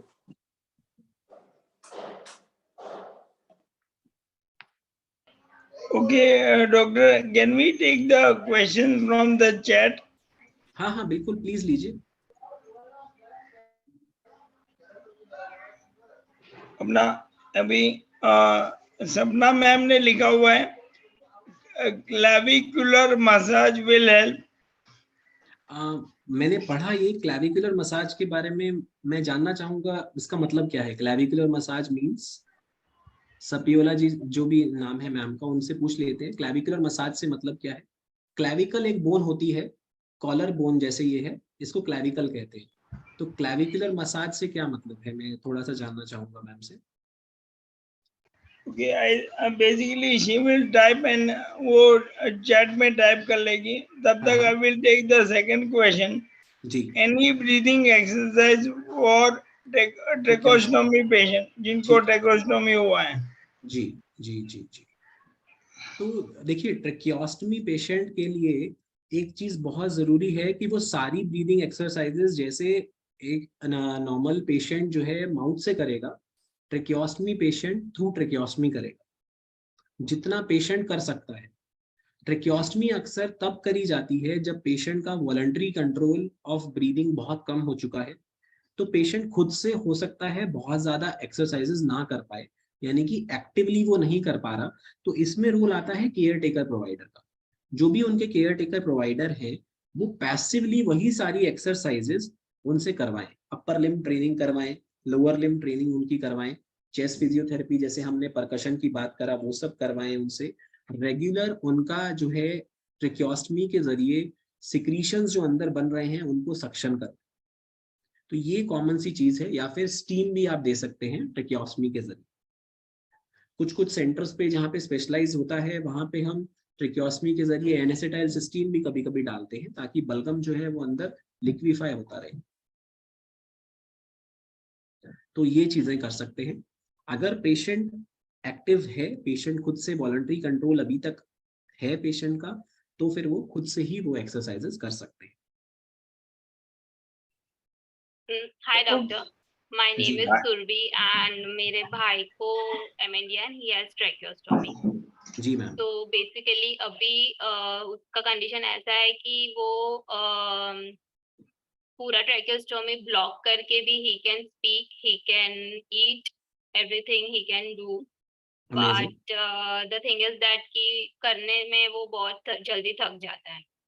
बिल्कुल सही बात है ma'am. Ma'am, baby steps, take baby steps. मैं ये बहुत कॉमनली एक मिस्टेक हमारे बहुत सारे पेशेंट्स करते हैं, नॉट ओनली MND पेशेंट्स। मैंने अगर किसी वीडियो में बोला हुआ है 10 सेट्स करने हैं किसी एक्सरसाइज की, वो टारगेट रखते हैं 10। नहीं, आप एक से स्टार्ट करिए। Okay. आपका किसी भी पेशेंट को थकाना टारगेट नहीं है। It is to bring into a regular practice. One, समझिए मैंने 5 एक्सरसाइज बताई, आप कोशिश करिए कि आप 5 कर रहे हैं, लेकिन सिर्फ एक बार करो, कोई बात नहीं, फर्क नहीं पड़ता। आप एक हफ्ते के लिए एक ही बार करो। नेक्स्ट हफ्ते आप ऑटोमेटिकली देखेंगे कि आप में 2 बार करने की ताकत आ चुकी है। इसको बोलते हैं लॉ ऑफ मिनिएचर गेन्स या फिर लॉ ऑफ कंपाउंडिंग। लाइफ में सब जगह काम करता है। 3 महीने के अंदर आप देखेंगे कि अगर आप हल्का हल्का मिनिएचर स्टेप बढ़ाते जा रहे हैं, बहुत स्मॉल स्टेप, 3 महीने के अंदर अंदर आप फुल ब्लोन एक्सरसाइजेस कर पा रहे होंगे 10-10 के सेट वाले, और उसी का इम्पैक्ट बहुत अच्छा आता जाएगा। इसका बिल्कुल काउंटर करते हैं एक पेशेंट जो कि स्टार्टिंग से ही ज्यादा एक्सरसाइज करने की कोशिश कर रहा है, वो थक जाएगा, वो नहीं कर पाएगा, मसल्स में वो स्ट्रेंथ ही नहीं। इससे क्या होगा? डीमोटिवेशन, वो करेगा ही नहीं। 3 महीने बाद भी वो वहीं पे है जहां पे वो पहले था, वो करेगा ही नहीं। any try that I can do, अभी फिलहाल पहले वो वेंटिलेटर पे था for whole day, हाँ, but अभी वो सिर्फ सोने के लिए ही वेंटिलेटर यूज करता है, okay, and he actually ventilator से भी वो बाईपैप पे आ गया है। Amazing. But I need something, some help कि ऐसा मैं क्या और इसके लिए कर सकती हूँ कि मैं एटलीस्ट वेंटिलेटर हटा दूँ। Even tracheostomy will take long, but at least ventilator हटाने के लिए मैं क्या कर सकती हूँ? देखिए ये ना बहुत ही ज्यादा केस बेस्ड डिस्कशन हो जाएगा, हाँ, बहुत सारी चीजें इसके अंदर होंगी, तो बेटर रहेगा कि डायरेक्टली किसी की अंडर गाइडेंस ये। आप रहते कहाँ पे हैं? मुंबई। मुंबई में रहते हैं तो मेरे को आप एक मैसेज ड्रॉप करिए, मैं आपको एक हमारे कार्डियोपल्मोनरी रिहैब स्पेशलिस्ट हैं डॉक्टर Okay. सेजल, उनका Okay. नंबर दूंगा, आप उनसे कांटेक्ट करिए, या तो वो या फिर उनकी टीम का कोई ना कोई ये रिहैबिलिटेशन कोऑर्डिनेट करे। ओके, फाइन, ठीक फाइन, जी। Thank you so much. Sir मैं बताना चाहता हूँ, ये सुरभि का भाई है Hardik, is a great inspiration है उनका। आप उनका जब सभी लोग, सर आप सभी लोग इंस्पिरेशन है। मैं लिटरली कह रहा हूँ कि मुझे पहले मैं तो सब जगह जाने में बहुत कॉन्फिडेंट फील करता हूँ।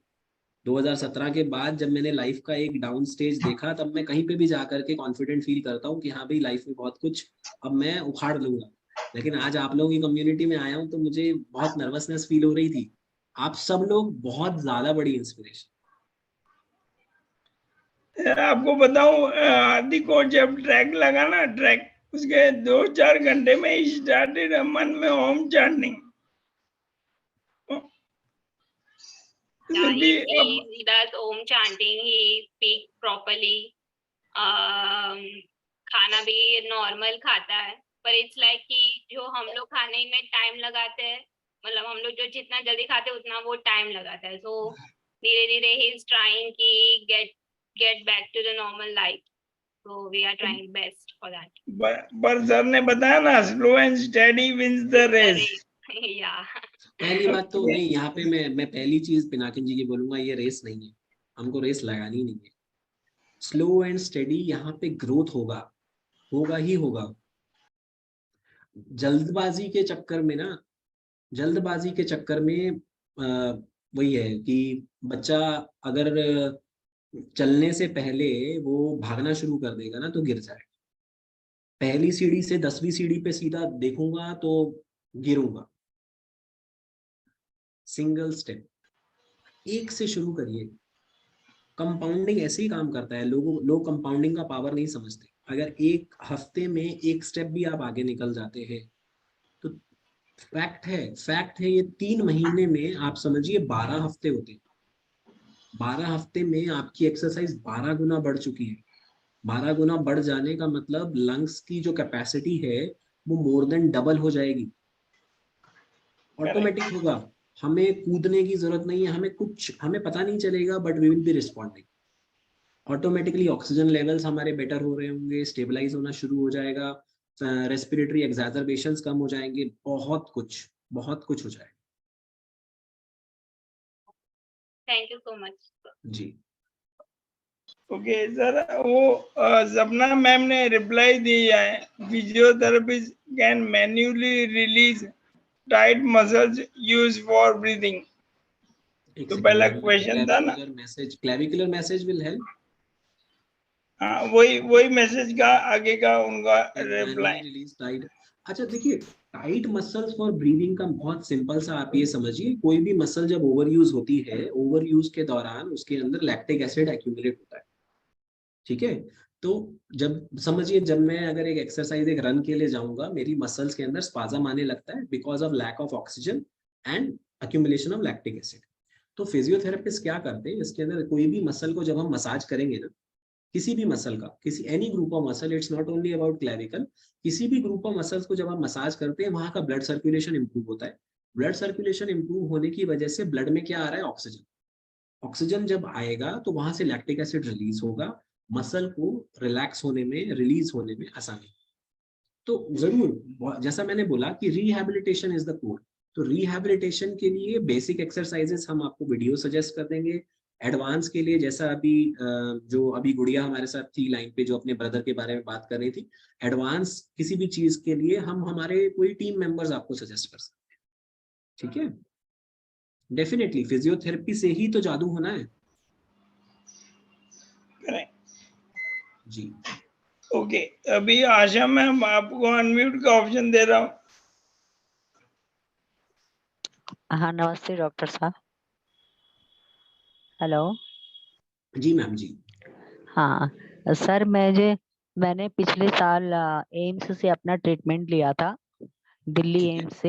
हाँ जी। तो उन्होंने तब कोविड के इंजेक्शन के लिए, कोविड वैक्सीनेशन के लिए मुझे मना किया था कि अभी मत ओके। लगाइए, लेकिन ओके। मैंने वैक्सीनेशन नहीं किया है। तो ठीक है। मुझे क्या करना चाहिए? बट मेरी बॉडी अभी अनबैलेंस है और ब्रीथिंग में भी अब दिक्कत महसूस होती है मुझे। हाँ, तो मैम इस वजह से हो सकता है उन्होंने आपको मना किया हो, हाँ क्योंकि जी। कोविड वैक्सीन के कुछ पेशेंट्स के अंदर, हमें खास करके जिनको पहले से कोई न्यूरोलॉजिकल डिसऑर्डर है, तो जी। उनमें कुछ पेशेंट्स के अंदर डिटोरेशन देखने को मिला था। जी। बट इसके पीछे अभी हमारे पास कोई एविडेंस नहीं है कि हमें जी। उन्हें नहीं देना चाहिए। जी। जैसे कि आपकी ही इसी कम्युनिटी के अंदर बहुत सारे लोग हैं जिन्होंने वैक्सीन लिया है। हाँ जी। अच्छा। ये वाला डिसीजन देखिए हम इंडिविजुअल चॉइस पे छोड़ देते हैं, बिकॉज उसका बहुत सिंपल रीजन है मैम, ये वैक्सीन अभी नहीं है।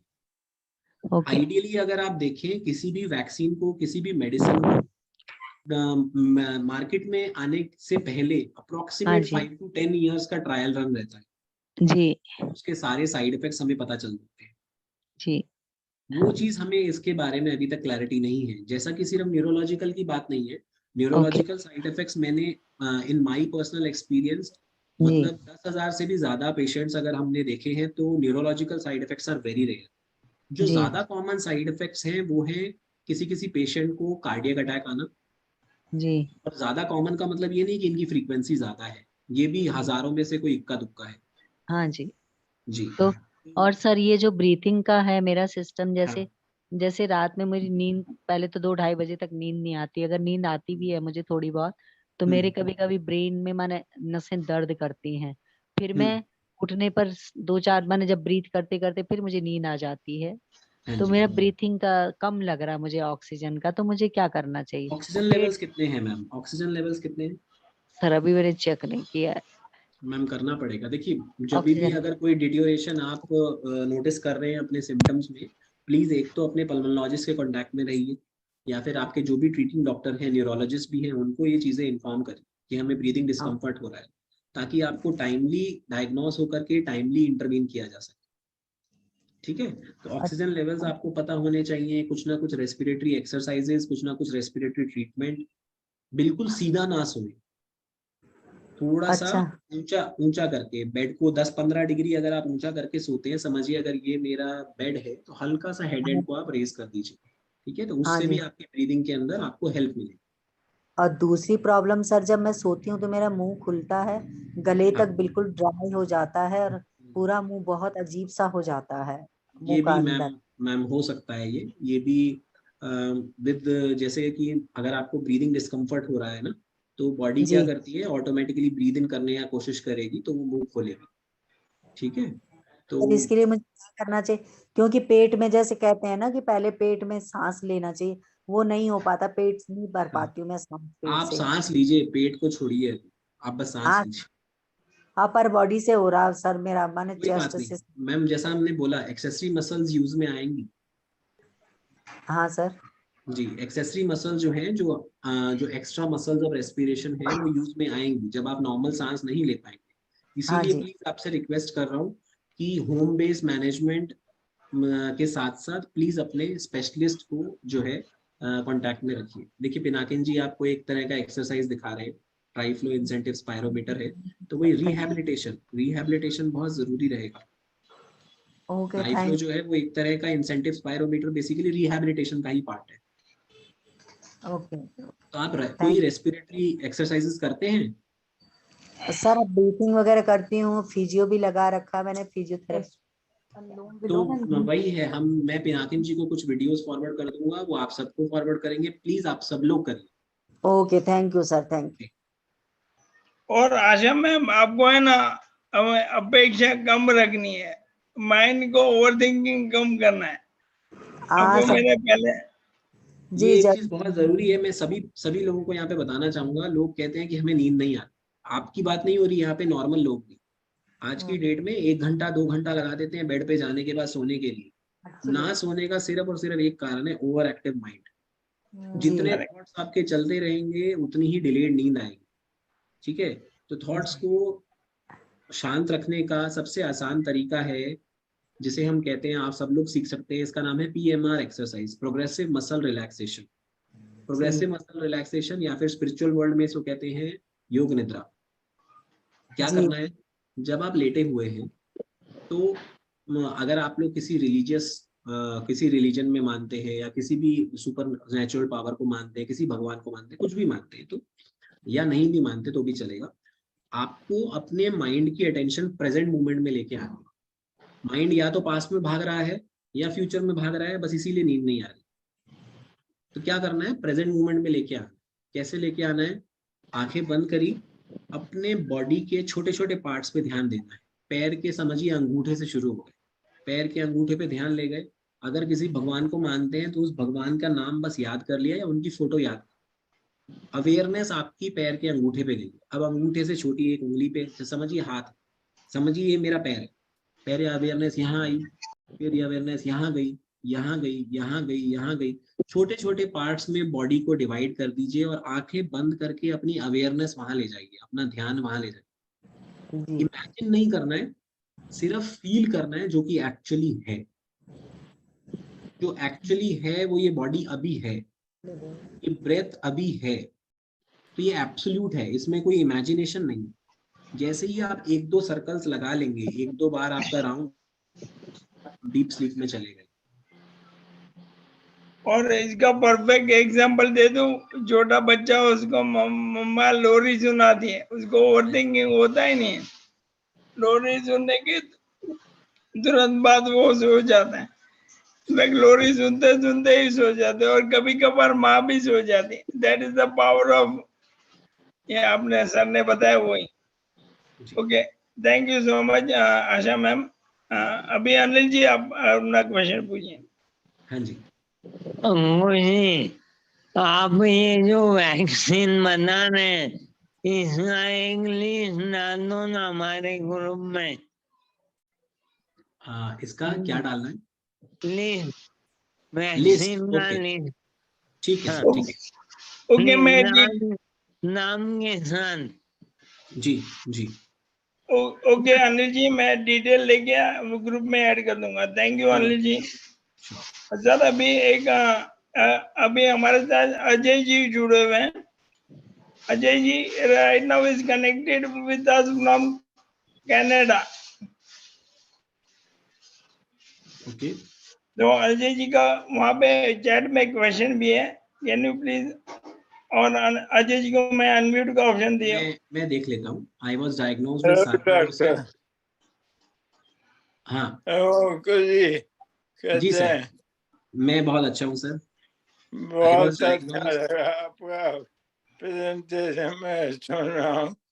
It was very nice, very informative. I can't speak really, so I have my question. जी सर, मैं पढ़ता हूँ।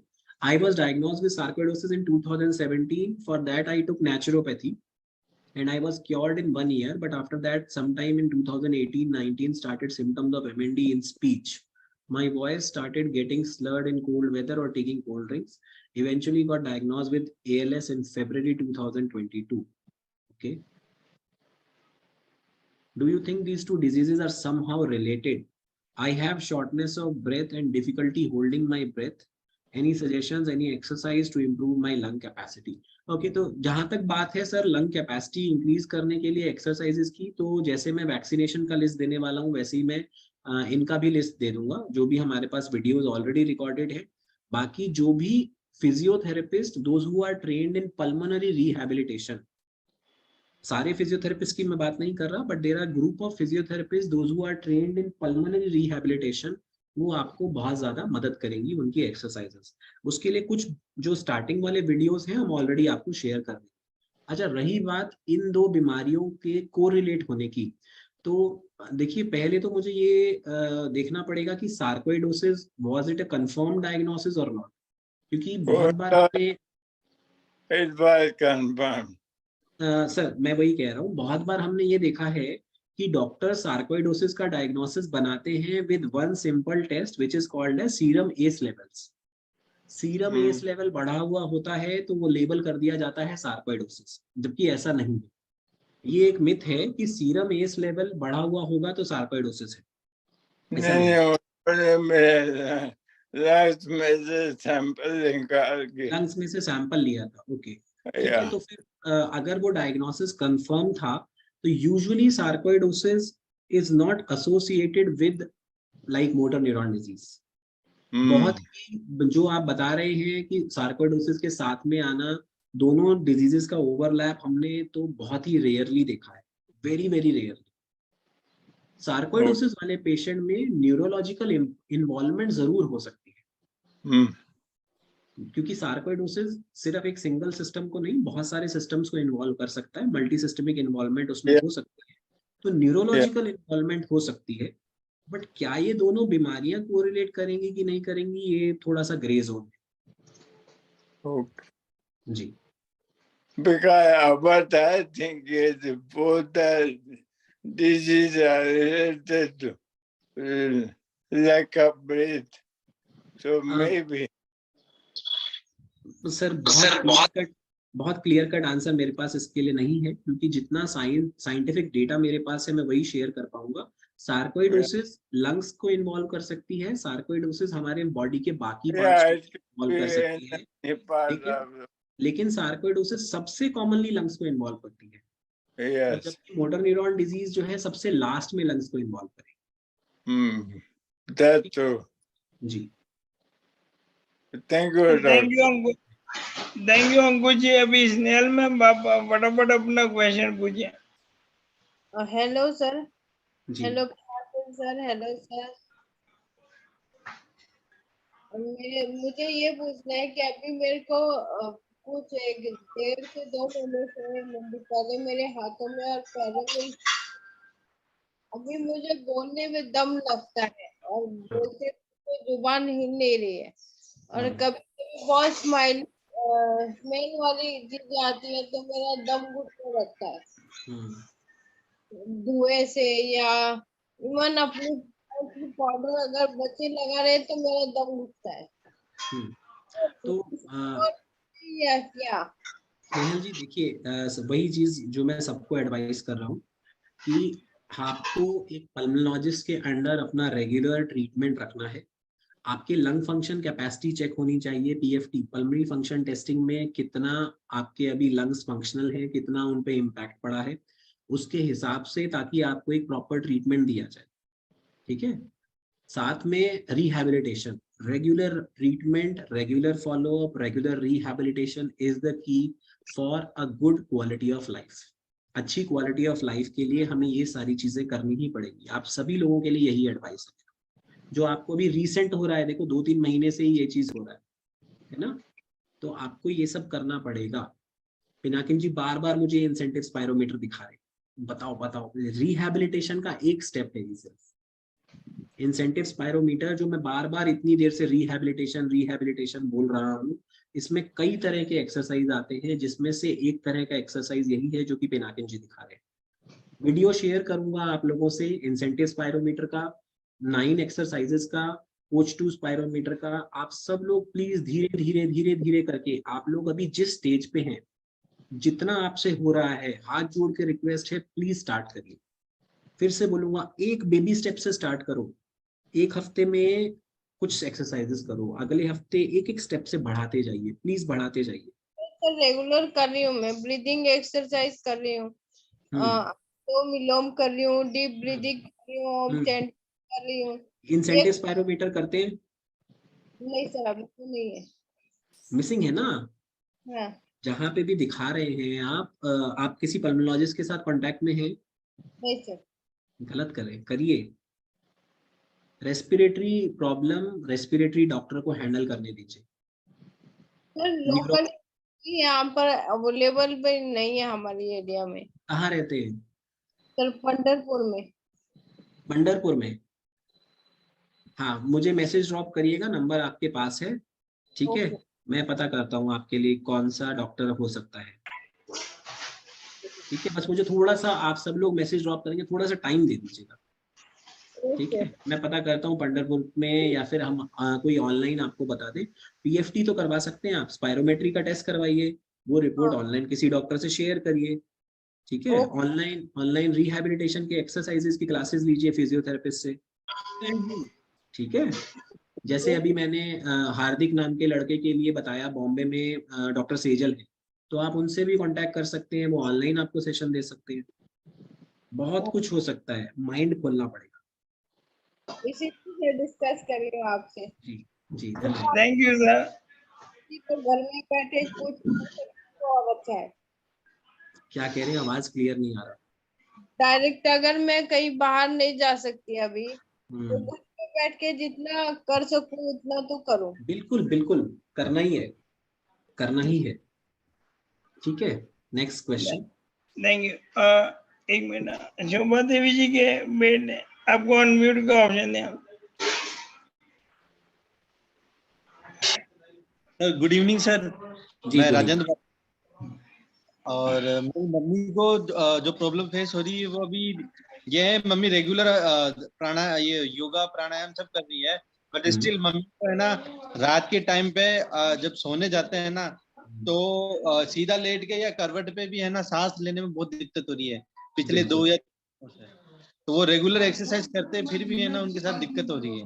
हाँ, तो ऐसा हो सकता है कि डायफ्राम की जो मसल है वो इन्वॉल्व होना स्टार्ट हुई है, इसलिए जैसा हमने एक एडवाइस बोला, फ्लैट ना लेटें, सीधा ना लेटें, थोड़ा सा ऊंचाई करके लेटना है, प्रॉप्ड अप जिसे बोलते हैं, यानी कि 10 से 15 डिग्री के एंगल पे भी अगर लेटेंगे तो एक चीज बेटर होगी। दूसरी चीज, क्या कह रहे हैं? दिक्कत अभी है मम्मी, ये मतलब अभी भी करवट के सहारे सोती है और थोड़ा सा इंक्लिनेशन पे सोती है ना, तब भी ये प्रॉब्लम है, मतलब लंबा सांस नहीं ले पाती।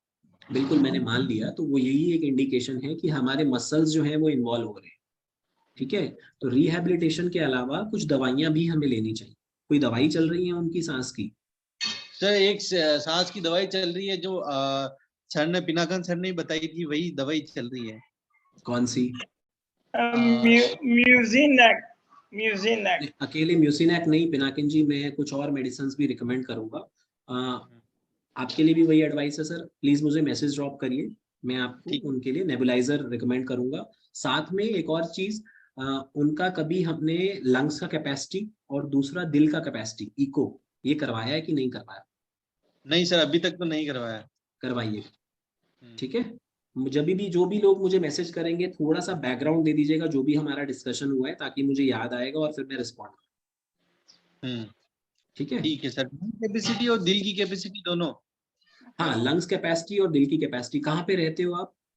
सर मैं अजमेर ब्यावर में रहता हूँ। यहाँ पे एक राजस्थान में हूँ मैं, यहाँ पे एक है ना सर है जो जिनके कांटेक्ट में थे, वो इससे रेस्पिरेटरी से रिलेटेड बीमारी देखते, तो उनकी कुछ दवाएं चल रही थी, तब तक तो उनको काफी असर था। अभी वो दवाएं थोड़ी सी मतलब वापस है ना वो खत्म हो गई और कम करी ना, तो 1-2 दिन से फिर से ये प्रॉब्लम आ रही है। नहीं, कम तो हम नहीं करने की सलाह देते हैं। बेस्ट है, देखिए आप सब में जिसके पास भी अगर अवेलेबिलिटी है पल्मोनोलॉजिस्ट की, आपके आसपास रेस्पिरेटरी स्पेशलिस्ट डॉक्टर अगर अवेलेबल हैं, प्लीज उन्हें कांटेक्ट करिए। जिसको नहीं है, प्लीज फील फ्री मुझे मैसेज करिए, मेरे से जितना मैसेज पे रिस्पॉन्ड हो पाएगा वो मैं करूँ। ठीक है। और आप सभी से अनुरोध है, जैसे मैंने वेट किया था डॉक्टर साहब का, आप भी उनका रिप्लाई का वेट कीजिए। नहीं, मैं माफी चाहता हूँ पिनाकिन जी। देखिए अरे सर मजाक कर रहा हूँ, मजाक कर रहा हूँ। आपका था फॉर अ सेशन। कोई पेशेंट अगर हमें करता है तो मुझे मैं कोशिश करता हूँ विद इन 24 आवर्स सबको रिप्लाई किया जाए। ओके सर, अभी one last question is there in the chat before we conclude the session. I can't talk without my MRI. SCA tests are negative. MRI, I can't talk without support. Okay. My MRI scan tests are negative. Which exercise will help me? Same चीज है ma'am. शीतल योगेश यादव, मैं आपको recommend करूंगा कि जो trend cardiopulmonary rehabilitation experts हैं, जो neurological cases को हैंडल करते हैं, प्लीज उनकी गाइडेंस के अंडर आप एक्सरसाइजेस करिए। मैं कुछ नंबर्स ग्रुप पे फॉरवर्ड करने वाला हूँ, ठीक है? मैं पिनाकिन जी को शेयर करूंगा, वो ग्रुप पे आपके डाल देंगे। प्लीज आप उनसे कांटेक्ट करिए। तो वो मेरे टीम मेंबर्स नहीं हैं, हो सकता है उनका कुछ चार्जेस हो। अगर आप लोग वो उनसे बात करते हैं, अगर वो आपको लगता है उनसे कांटेक्ट करना, तो प्लीज आप प्रोसीड करिए, क्योंकि बहुत अच्छे रिजल्ट्स वो वाले फिजियोथेरेपिस्ट देते हैं, ठीक है? डॉक्टर सेजल हैं एक, जो कि बॉम्बे बेस्ड हैं, डॉक्टर समृद्धि हैं जो कि दिल्ली बेस्ड हैं। None of them are my team members, कोई मेरे टीम मेंबर नहीं है, बट ये वो लोग हैं जिनके पास हमारे पेशेंट्स रिहैबिलिटेशन के लिए जाते हैं। Thank you sir. अभी मैं सेशन एंड करने के पहले सर को बताना चाहता हूँ, सर मैं बहुत कुछ नसीब हूँ। यू वोंट बिलीव, एलोपैथी में तो ये लोग नहीं मानते, बट मेरे सामने 4 रिवर्सल है ALS के। वाह। डॉक्टर जवाहर है जो इस्लामपुर सांगली के बाजू में रहते हैं, 70 साल के हैं। उनको 11 साल पहले निमांस में बल्बर MND डायग्नोज हुआ था। और अभी वो 2 व्हीलर भी चला रहे और बोल भी रहे हैं। तो कैसे रिवर्सल, आप लोग किस चीज से रिवर्सल है? सर ये ALS और MND बहुत भयानक बीमारी है। इसमें ना इट इज ऑल सिम्टोमेटिक और हर एक को अलग अलग फायदा होता है। You try different strategies, you try different supplements. मैंने ये भी देखा है होम्योपैथी हमारे में कारगर है सर। ओके। हाँ, तो ये बहुत बढ़िया है sir. I will update you about all my videos. Sure. आपकी तरह मैंने भी YouTube चैनल बनाए, तो लोगों को आगे चल के भी 40-50 साल 100 साल तक मेरा हेल्प मिलता रहेगा। बिल्कुल सर, बिल्कुल। बहुत ही कमाल का काम कर रहे हैं। पहले तो जब आपका मैसेज आया था तो मुझे पता नहीं था कौन कांटेक्ट कर रहा है कौन नहीं कर रहा। फिर लेकिन जब आपने इंट्रोड्यूस किया, आई वाज सो मूव्ड। मेरे को इतना अच्छा लगा कि नहीं यार, इस कॉज के साथ तो जुड़ना ही है, चाहे जब भी जुड़ पाए। और कुछ वो करने के लिए नहीं कह रहा। मैंने आपको आज कमिट करा हुआ था, मैं हॉस्पिटल में एडमिट था, मेरे को बट मुझे करना था ये सेशन, तो मैंने कहा नहीं, अब मैं इसको फिर से पोस्टपोन नहीं करूंगा। तो और sir last but not the least, हमारे ग्रुप के ब्रह्मास्त्र जी को मैं इंट्रोड्यूस करवाना चाहता हूँ। ये बहुत पावरफुल हस्ती है सर, हम उनको ब्रह्मास्त्र जी बोलते हैं। और देवेंद्र जी, और मेरे लिए मेरे कुंफू पांडा है, कुंफू पांडा। वो रेगुलर एक्सरसाइज करते हैं अर्ली मॉर्निंग। वह यहाँ पे अपना देवेंद्र जी आप अमरावती में रहते हैं? यस। देवेंद्र जी अपने बारे में थोड़ा सा बता दीजिए। नमस्ते डॉक्टर साहब।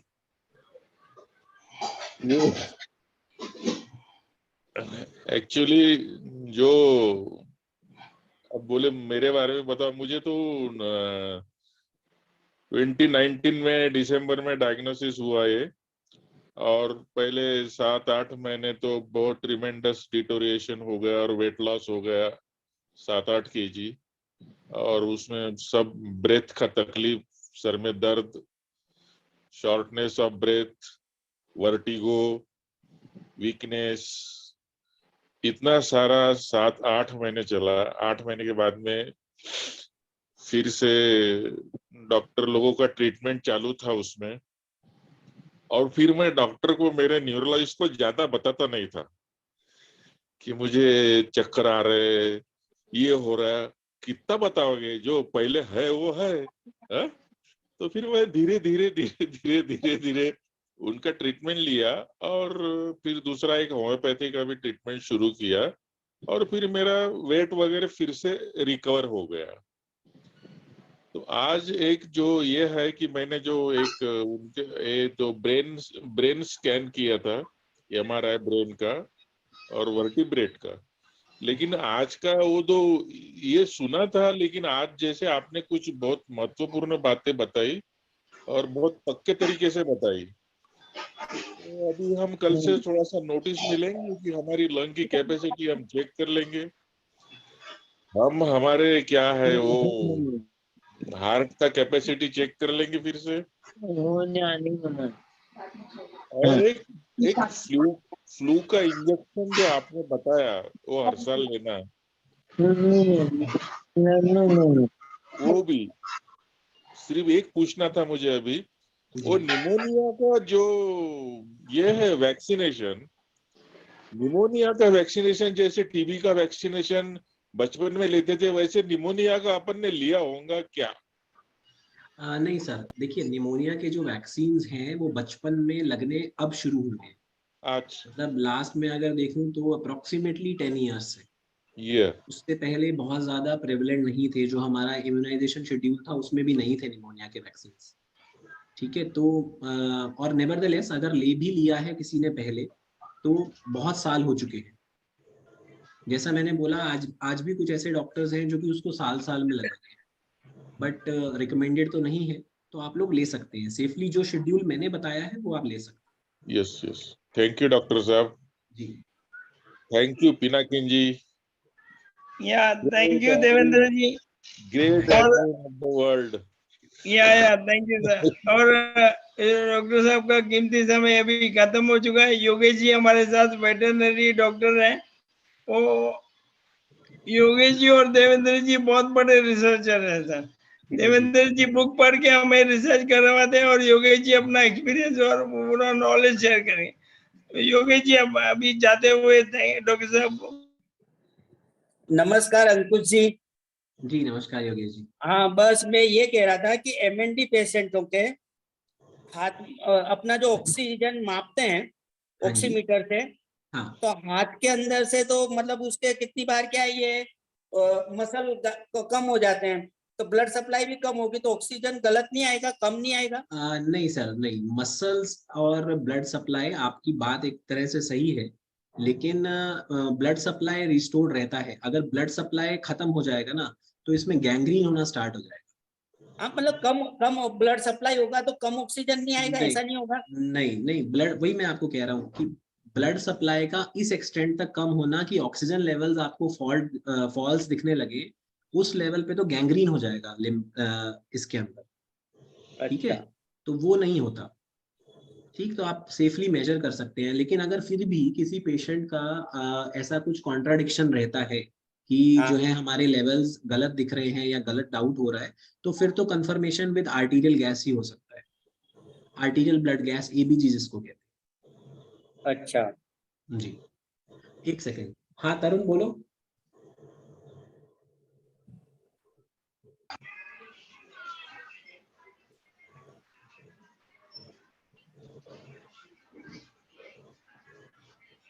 ठीक है पिनाकिन जी। ओके सर, आपका बहुत बहुत धन्यवाद।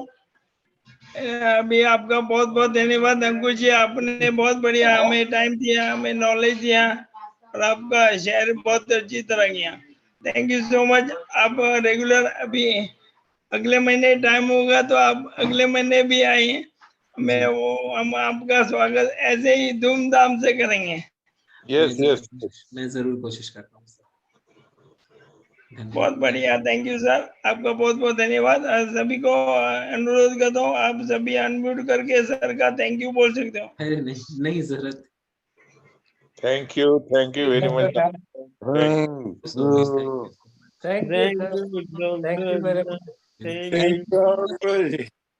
Thank you. Thank you. Thank you Thank you, Dr. Saab, for valuable time. Okay okay, सभी का धन्यवाद। थैंक यू अंकुर जी, आपका वापस, and I will be in touch with you on WhatsApp. Thank you sir. और मैं सर और एक guarantee देता हूँ, मैं आपका वीडियो लेके शनिवार को आपका वीडियो का ही सेशन करवाऊंगा सबको। Thank you sir. Okay, thank you so much sir, have a good day. और आप जल्दी अच्छे हो जाइए। मैं अच्छा हूँ सर, मैं अच्छा हूँ। जी धन्यवाद। Thank you so much. Many, many thanks, Dr. Saab. Bye. Many, many thanks, Dr. Saab. Thank you thank you thank you Saab everyone, on our thank you group. Very much doctor साहब। Thank you so much.